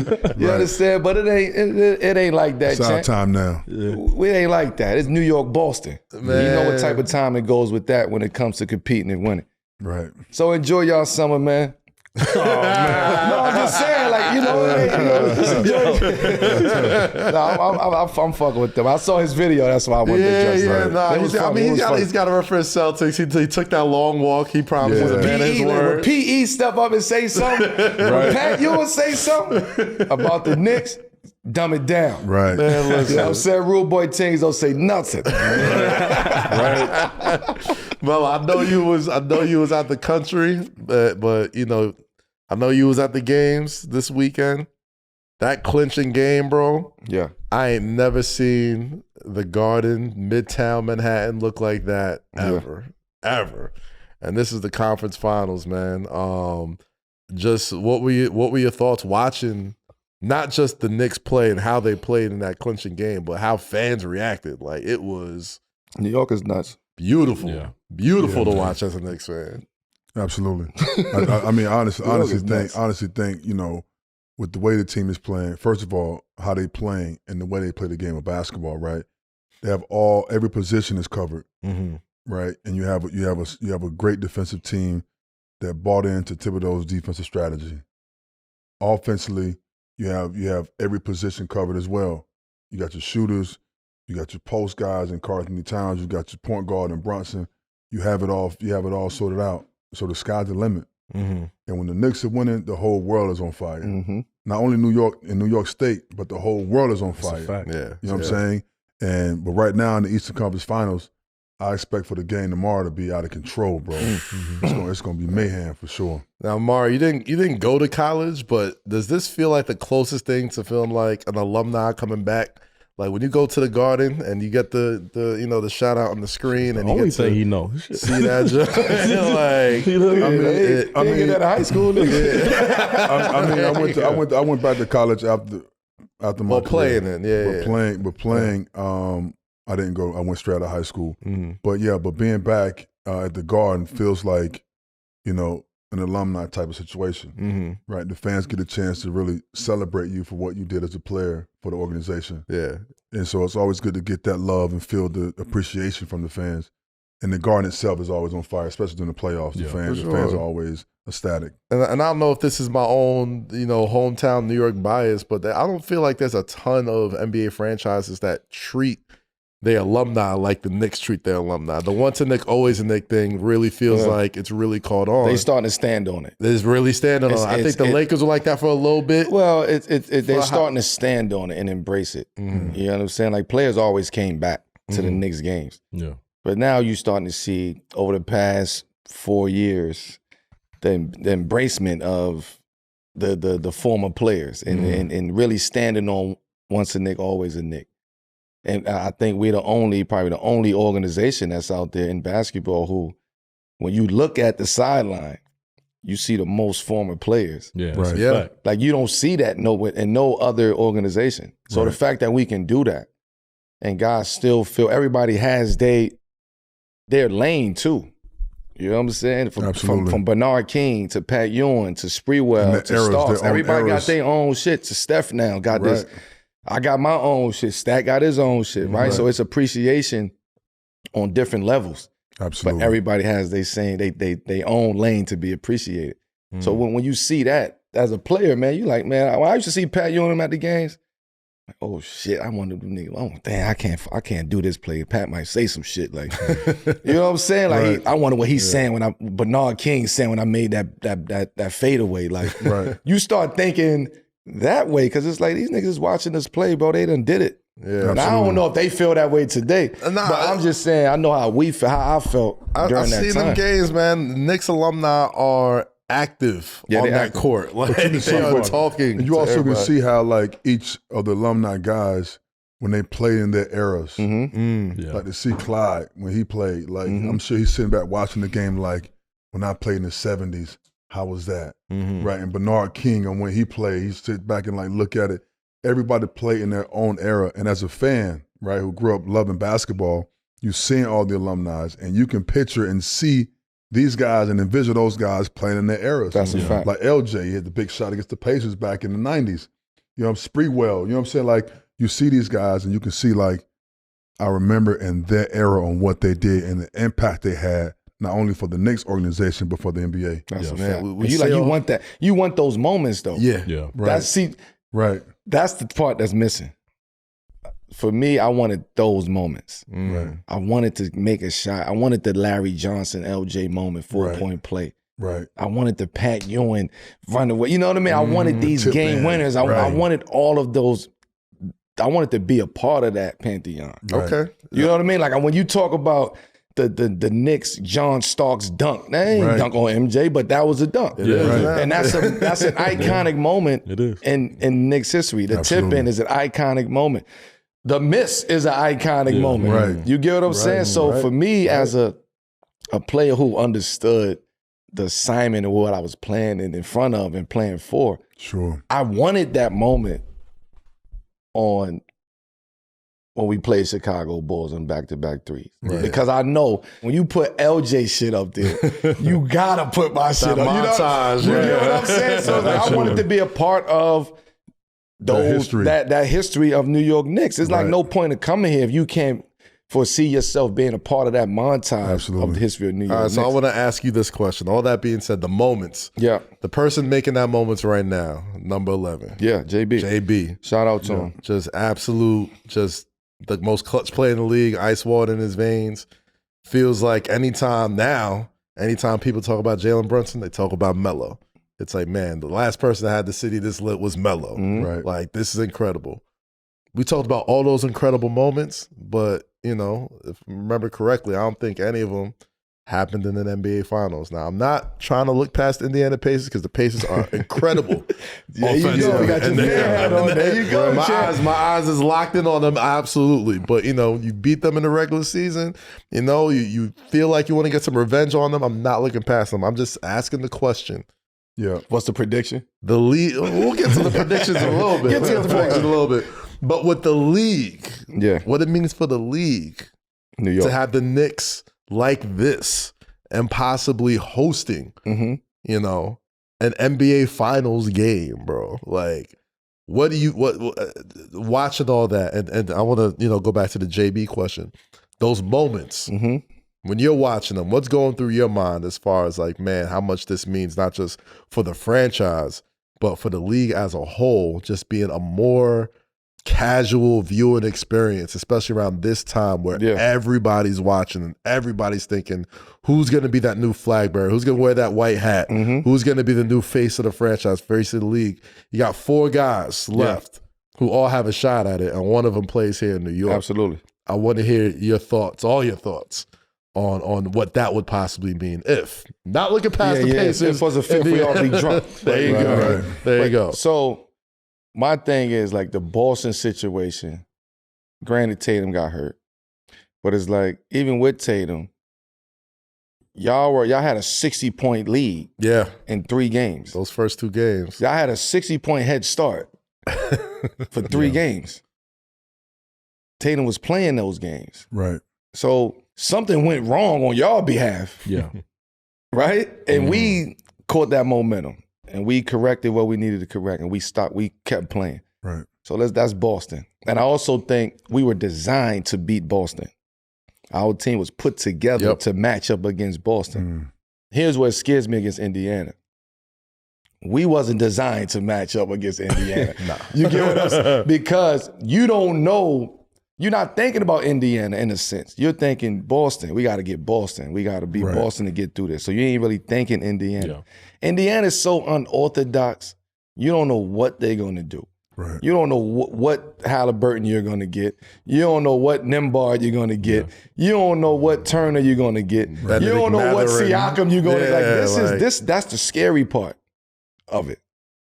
And that's why the Indiana situation, that series, we got to be very careful with that series. Yeah. Because it can go, if Indiana come and get one on this court, we're in an uphill battle, more so than we were against Boston. And that's why I'm like, okay, I want to see how this plays out. I got Knicks, Minnesota in the finals. Same. Me too. Me Same. too. Right? But I'm afraid in a sense, not afraid, but I want to see how this play out with Indiana.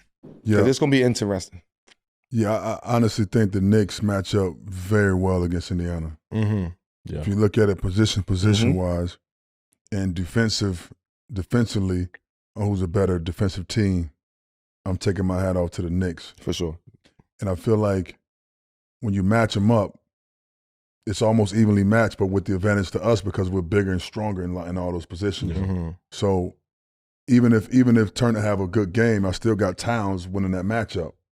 Cat averaged 30 and 14 in the Pacers this year. You understand what I'm saying? So it's like, that's a matchup you like. Yeah. They cancel each other out. They do. But with the edge, maybe a little more to Cat in that space. Yeah. Okay. So I feel as though the Knicks will be able to get these boys in 6. Yeah. Get them in, get them out, and let's get to the finals. It just sounds I said good. 4-2. 6.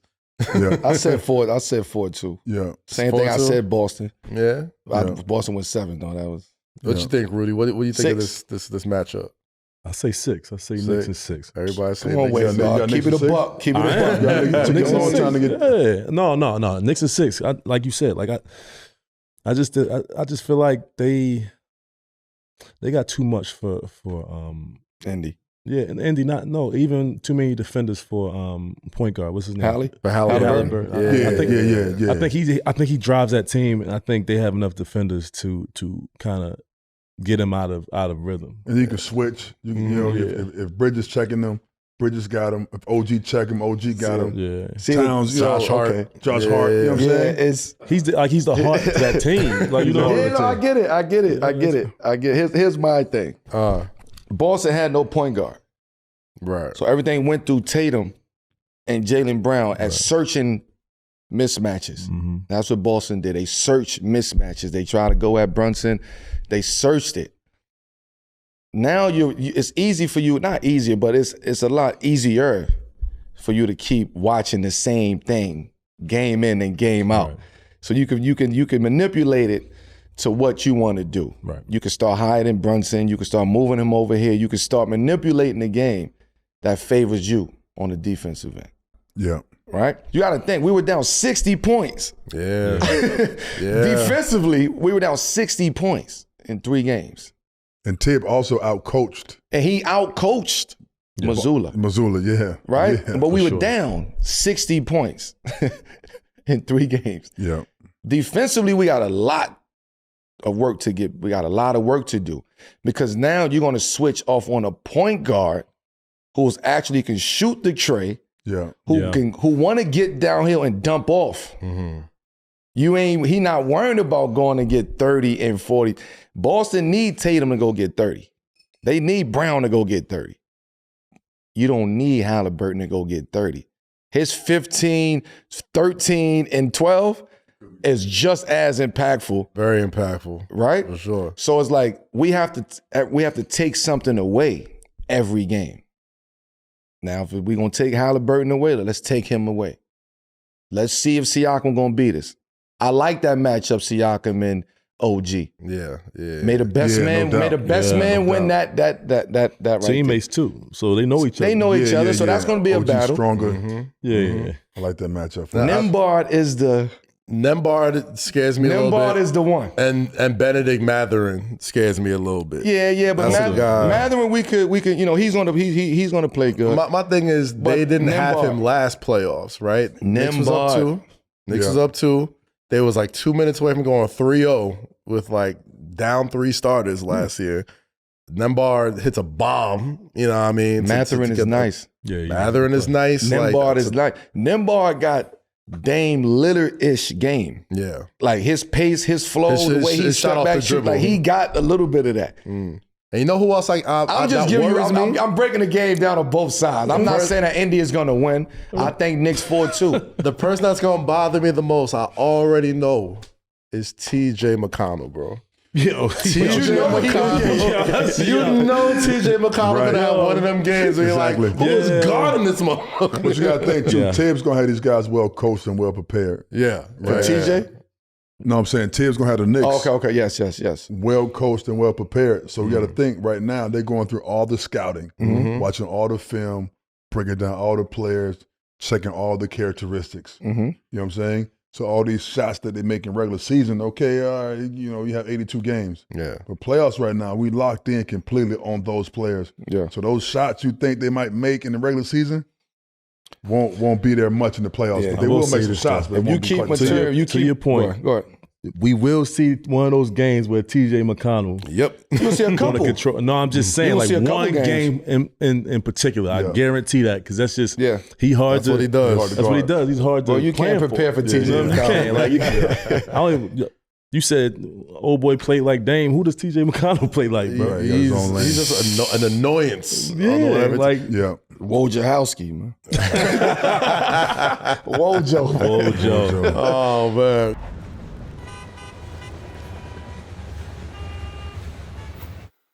We always end our show with America's #1 segment. You know what time it is. It's time for Fuck With It or Fuck Out of Here. It's where we weigh in on the trending topic in sports, entertainment, or pop culture and decide if Amar'e will fuck with it or we are not fucking with it. Get it the fuck out of here. Are you ready? Okay. Guys, Rudy, Melo, Amar'e. All right, what's this? After the Knicks ended the series versus the Celtics. I love it. Carl Anthony Towns did an interview in what appeared to be a brand new Carl Anthony Towns accent. Let's watch the clip, folks. Oh, boy. You know, to all my brothers that was with me at Rucker Park, all the brothers that was with me in all those AAU games in the tri-state, especially in New York. You know, I dedicate to this. That was me at Rucker Park. I'm with you, boy. Not too much on Cat. Not too much on Cat, gang. That's my guy, man. That's my guy. Big bodega, man. Fuck with it or fuck out of here. Are we fucking with Cat's doing improved New York accent? I mean, You listen. gotta embrace it. I got to. Yeah, because, because I was raised in New York, right? And I moved to Florida back and forth. So every time I came to New York, I did catch more of a New York accent because I started living here more. Yeah. And then I moved to Florida, then it kind of shifted. So I kind of get it, you know what I'm saying? That he kind of catching on to the New York accent a little bit. You know why that happens? I'm cool with it, as long as he don't go too far with it. You know what I'm saying? Word up, B. As long as he said, that's what I'm like, all right, don't do all that. You know why they do that? We gonna Because New start Yorkers, Cat good, man. New Yorkers are at the first thing New Yorkers ask you when they hear a different accent, they ask you, where you from? Yeah. Right. Where's that from? You know what I mean? He Jers. Yeah, exactly. That's what I'm saying. So like slowly but surely you get a little bit more, He got the tri-state accent. Definitely. You know what I'm saying? He got the tri-state. It's a blend of Jersey, New York, Connecticut. Like, you know. But hey, let me tell you something. Every New Yorker under the sun, I don't care what accent Cat has. I want to hear Cat say, fuck these niggas, B. I want to hear, if he say that, like, fuck these niggas, B. I want to hear him say that. I know what I want to stop hearing them say. Oh my God. Oh, man. Oh Come my on, God. bro. Call the foul. I want to stop. I want to stop doing You that. heard that when you was playing, what you hot said. mic. What you to say? Man, Yo, hey, I would have said chill. nothing. I would have been right here. Yeah, chill. Right. Clear it up. Oh man, easy on Cat though, man. We need you. We need you. Yeah, we need you, Cat, for sure. Big Lock time. in. So you fucking with it? You fucking with the accent? Yeah, I'm cool with it. It's all right. Yeah, it's cool with for it? now. As long as it don't go too far, we good with it. Rudy, you fucking with it? Fuck out of I here. mean, I think you got a group of guys that all kind of has some kind of connection with New York, so you understand like even some of the words I say. Like, man, I realize it. You know, moving to Baltimore, being back and forth. Dumbass. It'd be hard for you to say that with a That too. Baltimore accents, you know, some of the Baltimore accent words for both of us. Be like, yo, what? I thought you was from. Yeah, nah. It's weird, but Yeah, I mean, I fuck with it, man. Just one thing I just want him to stop doing, man. Oh my God. Oh my God. Oh my God. Oh my God. Oh my God. Easy on my guy, Cat, man. Melo, you fuck with it? Fuck out of I here? fuck with it, embrace it. He embracing the culture, he embracing New York. You know, he connected. It ain't like he too far away. He right over the water, you know what I mean? Right. So Jersey, man. He been in Rucker Park. I don't know the brothers and all they referring to, but he been in Rucker Park. He played out here. Yeah. So Cat over here, man. Cat good. Bodegas on every corner. Easy. Let me tell you Understand? something. Let me tell you something. Cat help us get to the finals. He can talk however the If he help us get there now, he got the jersey on. He represent. He putting in pain. As long as he got the New York on his chest, he can talk however the hell he wants. When you lose a Dominican draw, accent. Cat, you good. He Good over here, He need to baby. start talking it with the Dominican accent, man. Hey, Let me tell you something. Gotta give him a summer out here, man. So, no, you know what? Fuck out of here to that. No, Fuck out of here to the New York accent. Okay, all right. Fuck out of here. So you, why, in lieu of what? The Start Dominican speaking accent? Spanish. Yes. No, you're laughing. You're laughing. Nah, I'm I'm saying thinking real shit. shit. Real Keep it shit. real. You really want to embrace this shit? Go out here and start speaking Spanish in your interviews and start like that's what you do. Ooh, yeah. Nah, that'll be a with whole that, I'm new. with He that. opens up a whole new lane, listen, man. listen. Oh yeah. Listen, I'm sure he tapping into the Dominican community, but Sure. when you start full-blown Spanish all the time and niggas got to ask you to speak English, Cat. No, papi, no, papi. If he does his walk-off interview and he goes, yo, but one time before I leave, he goes, says something at the end of it. Out of here, bro. Man, just start Outta speaking here. Spanish, man. Yeah, I'm You with know what you. I'm saying? Bunch of gold jewelry next time with 3 cuts in his eye. With a black white beater, with a black white beater. You'll be all right. Damn, rest in peace, La Marina, man. Would have been great to see him. Wow. It's one of back, them boats it's back. Just different ownership. It's back though. Oh, it's back? Yeah, it's just different. So Look, what? quiet. Don't blow the spot. Quietly, man. Let's hope so. It's almost wasn't quiet summertime. at all. I need a Hello? spot. Need some spots. Guys, Tyrese Halliburton's father, John Halliburton, has been banned from Word. Pacers' home and road games for the, quote, foreseeable future. According to Pacers, this happened after the exchange with Giannis on the court after Game 5 of the first round of the playoffs. With the Pacers in the conference finals, the question is, fuck with it or fuck out of here? Should we let bygones be bygones and let Tyrese Halliburton's pops allowed attendance to the Eastern Conference Finals? I fuck with it.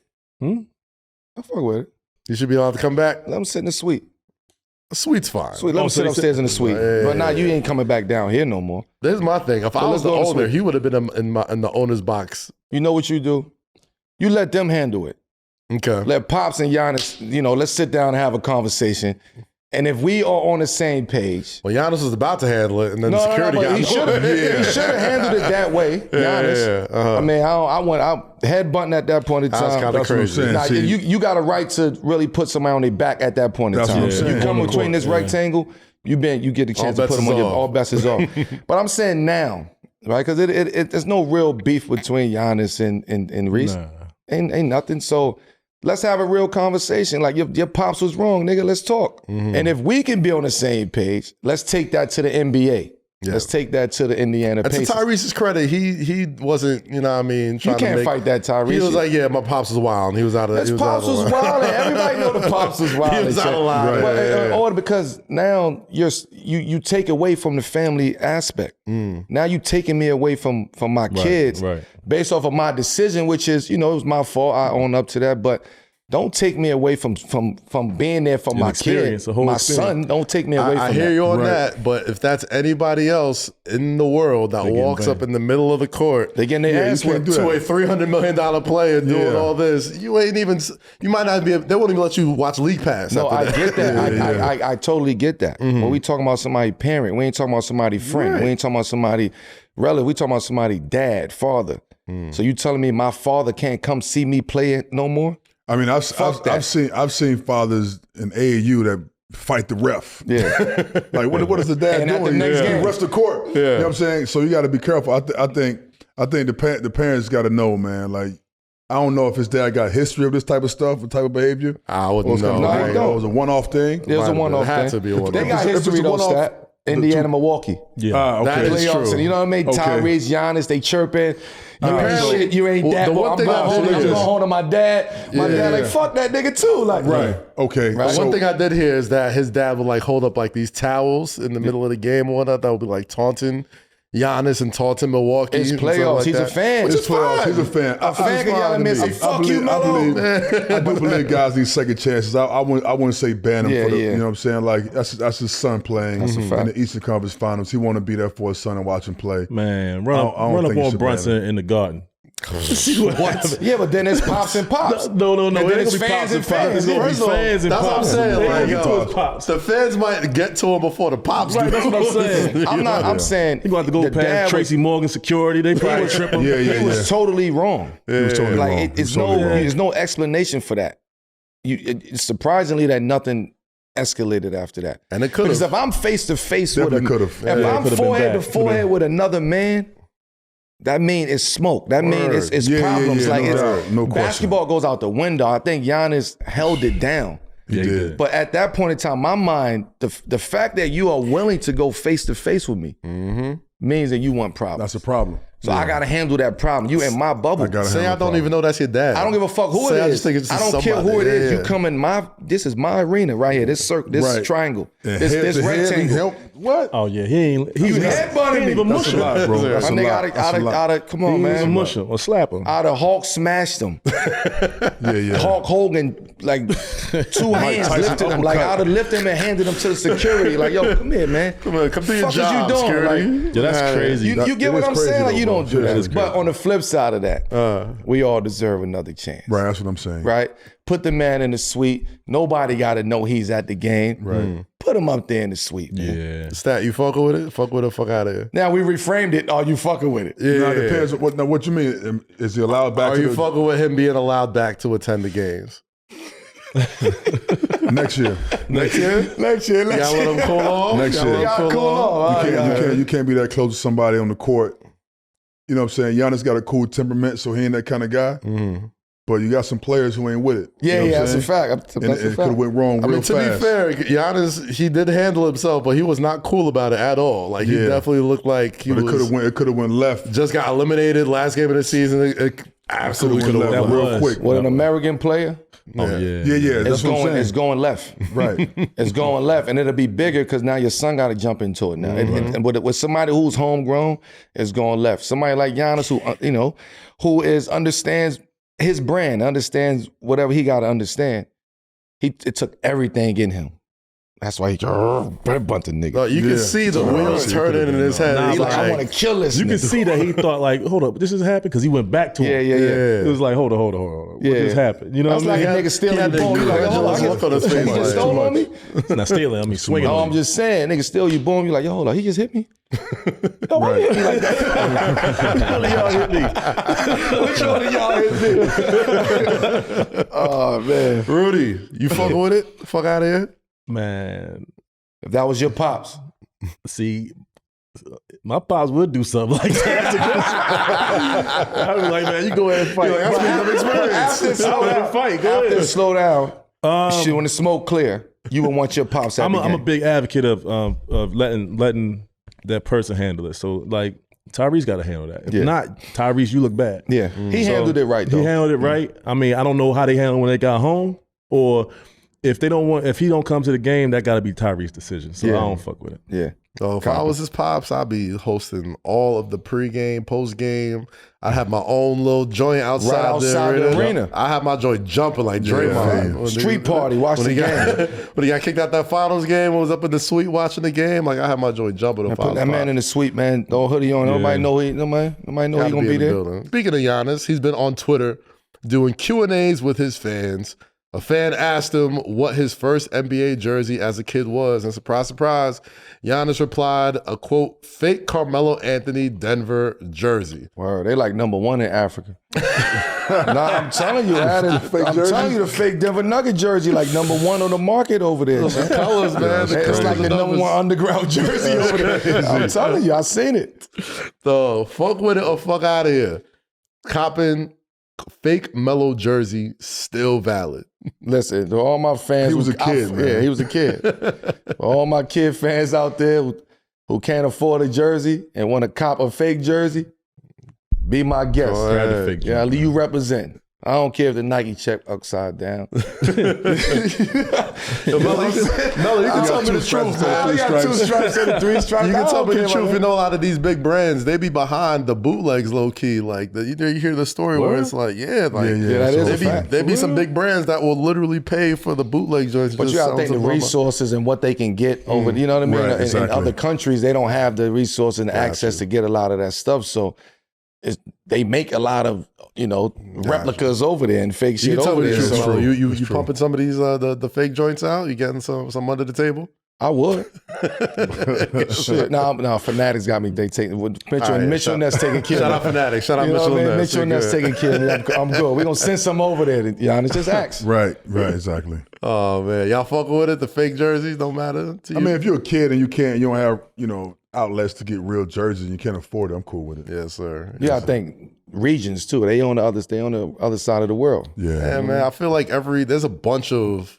I think there's another picture of Luka when he was young with the Melo jersey. And come on, man. KP had braids with the KP had the joint. These is all other races. Yeah. Shit, I'm black. My first jersey was a damn fake What's Unsold. Word. Throwback joint. It had the stitch, right? The fake one had the stitch. Yeah, I knew it. Don't pull that stitch. Yeah, don't pull the stitch. The whole shit jersey. Don't pull that stitch. Just sit there with a ball of yarn. Like, what the fuck happened to my jersey? They got nothing but a white tee on now. You know what I mean? It was already the alternate Baltimore Bullets jersey. You know what I mean? What was your first jersey that you caught? Basketball? Basketball jersey. My first basketball jersey was a Penny Hardaway pinstripe. Oh, Orlando. The black pinstripe? The black pinstripe, but that was my first jersey ever that I had. We the jersey era, but younger. My second jersey, my football jersey, first football jersey was, I got 2. Barry Sanders and Jerry West. And they was bullshit. They was like the replicas. They wasn't hard numbers and all that. They had different fabrics. The starter joints? The sold shit on, you know what I mean? So those were my first 2, football, and then basketball was Penny. Mara, you remember your first jersey you ever wore? Man, and he was throwback, Nick. Like he wore jerseys. In high school, he was Mitchell Ness in high school. I had him in high school. I think my first was a Dr. J. Nice. 6, the white 6? The blue one with the white 6 red jersey. With the white 6. Had to fit it. I didn't have to fit it. No, I had the jersey though. The jersey was like a 5X. I don't know why. You know what I'm saying? It's crazy. Yeah. We definitely are the age group of the jersey era too. It was like you needed at least a rotation of official joints and. Yeah, there was certain ones you had to have of jerseys. Mike Vick, number 7. Yeah. Dion. Emmett Smith. Emmett, Jerry Rice, your Barry jersey, Sanders. bro. The Denver, the Denver Nuggets switched to the baby blues. The powder blue. Powder blue. Not baby blue. What's the powder blues took over Denver? Yeah. Jersey went crazy everywhere. But yo, Amari, it's always a pleasure seeing you, talking to you. Thank you for coming to the Hook, my brother. We needed the good Knicks vibes going into the week. Yes, all we're so glad you came back. Rudy, glad you back in the building too. You know what I mean? Wave God. You know what time it is. This has been 7 p.m. in Brooklyn, a Wave original presented by FanDuel. Always make sure subscribe to the YouTube podcast channels. Hey, YouTube got a new podcast charts that's out there right now. We top 100. You know what I'm saying? Make sure you subscribe. Make sure you rate, comment, all that good stuff. For sure. We need all that. Melo, take us home, brother. Yo, Stat, man, you know, we get a lot of people on this couch, but it ain't too many like you, champ. It's to have that longevity and that history, 20-something plus years, right? Still going, have an opportunity at high school, McDonald's game, Jordan Classic game. We was the first Jordan brand Classic game that ever was created. Right, that's true. And to now, my son just played in the 23rd year of that. Wow. You see what I'm saying? So it's like to have that moment, but also for us to get a chance to talk Knicks in New York and from our perspective, because everybody else has their perspective on what our perspective is. But it's good to see you, man. I always appreciate you. Our career was, you know, we did what we did. We wish it could have. We wish we could have won, but shit happens. You know what I'm saying? And we go down in history as a Knickstape. Absolutely. And I did it with you, and I appreciate it. But this is for y'all, man. This run is for y'all. This run is for everybody who wore the blue and orange. So Knicks, yeah. all bias aside, Let's go to the finals, baby. Let's go. Next Minnesota, man. NBA Finals, man. Let's go, baby. Let's go. Get Indy out of here. Yes, sir. For Rudy Gay, Carmelo Anthony, the Hall of Famer, the one and only Amar'e Stoudemire. My name is Kazim Famiwide. We'll catch y'all next time on The Hook, people. Peace out. Peace. Peace.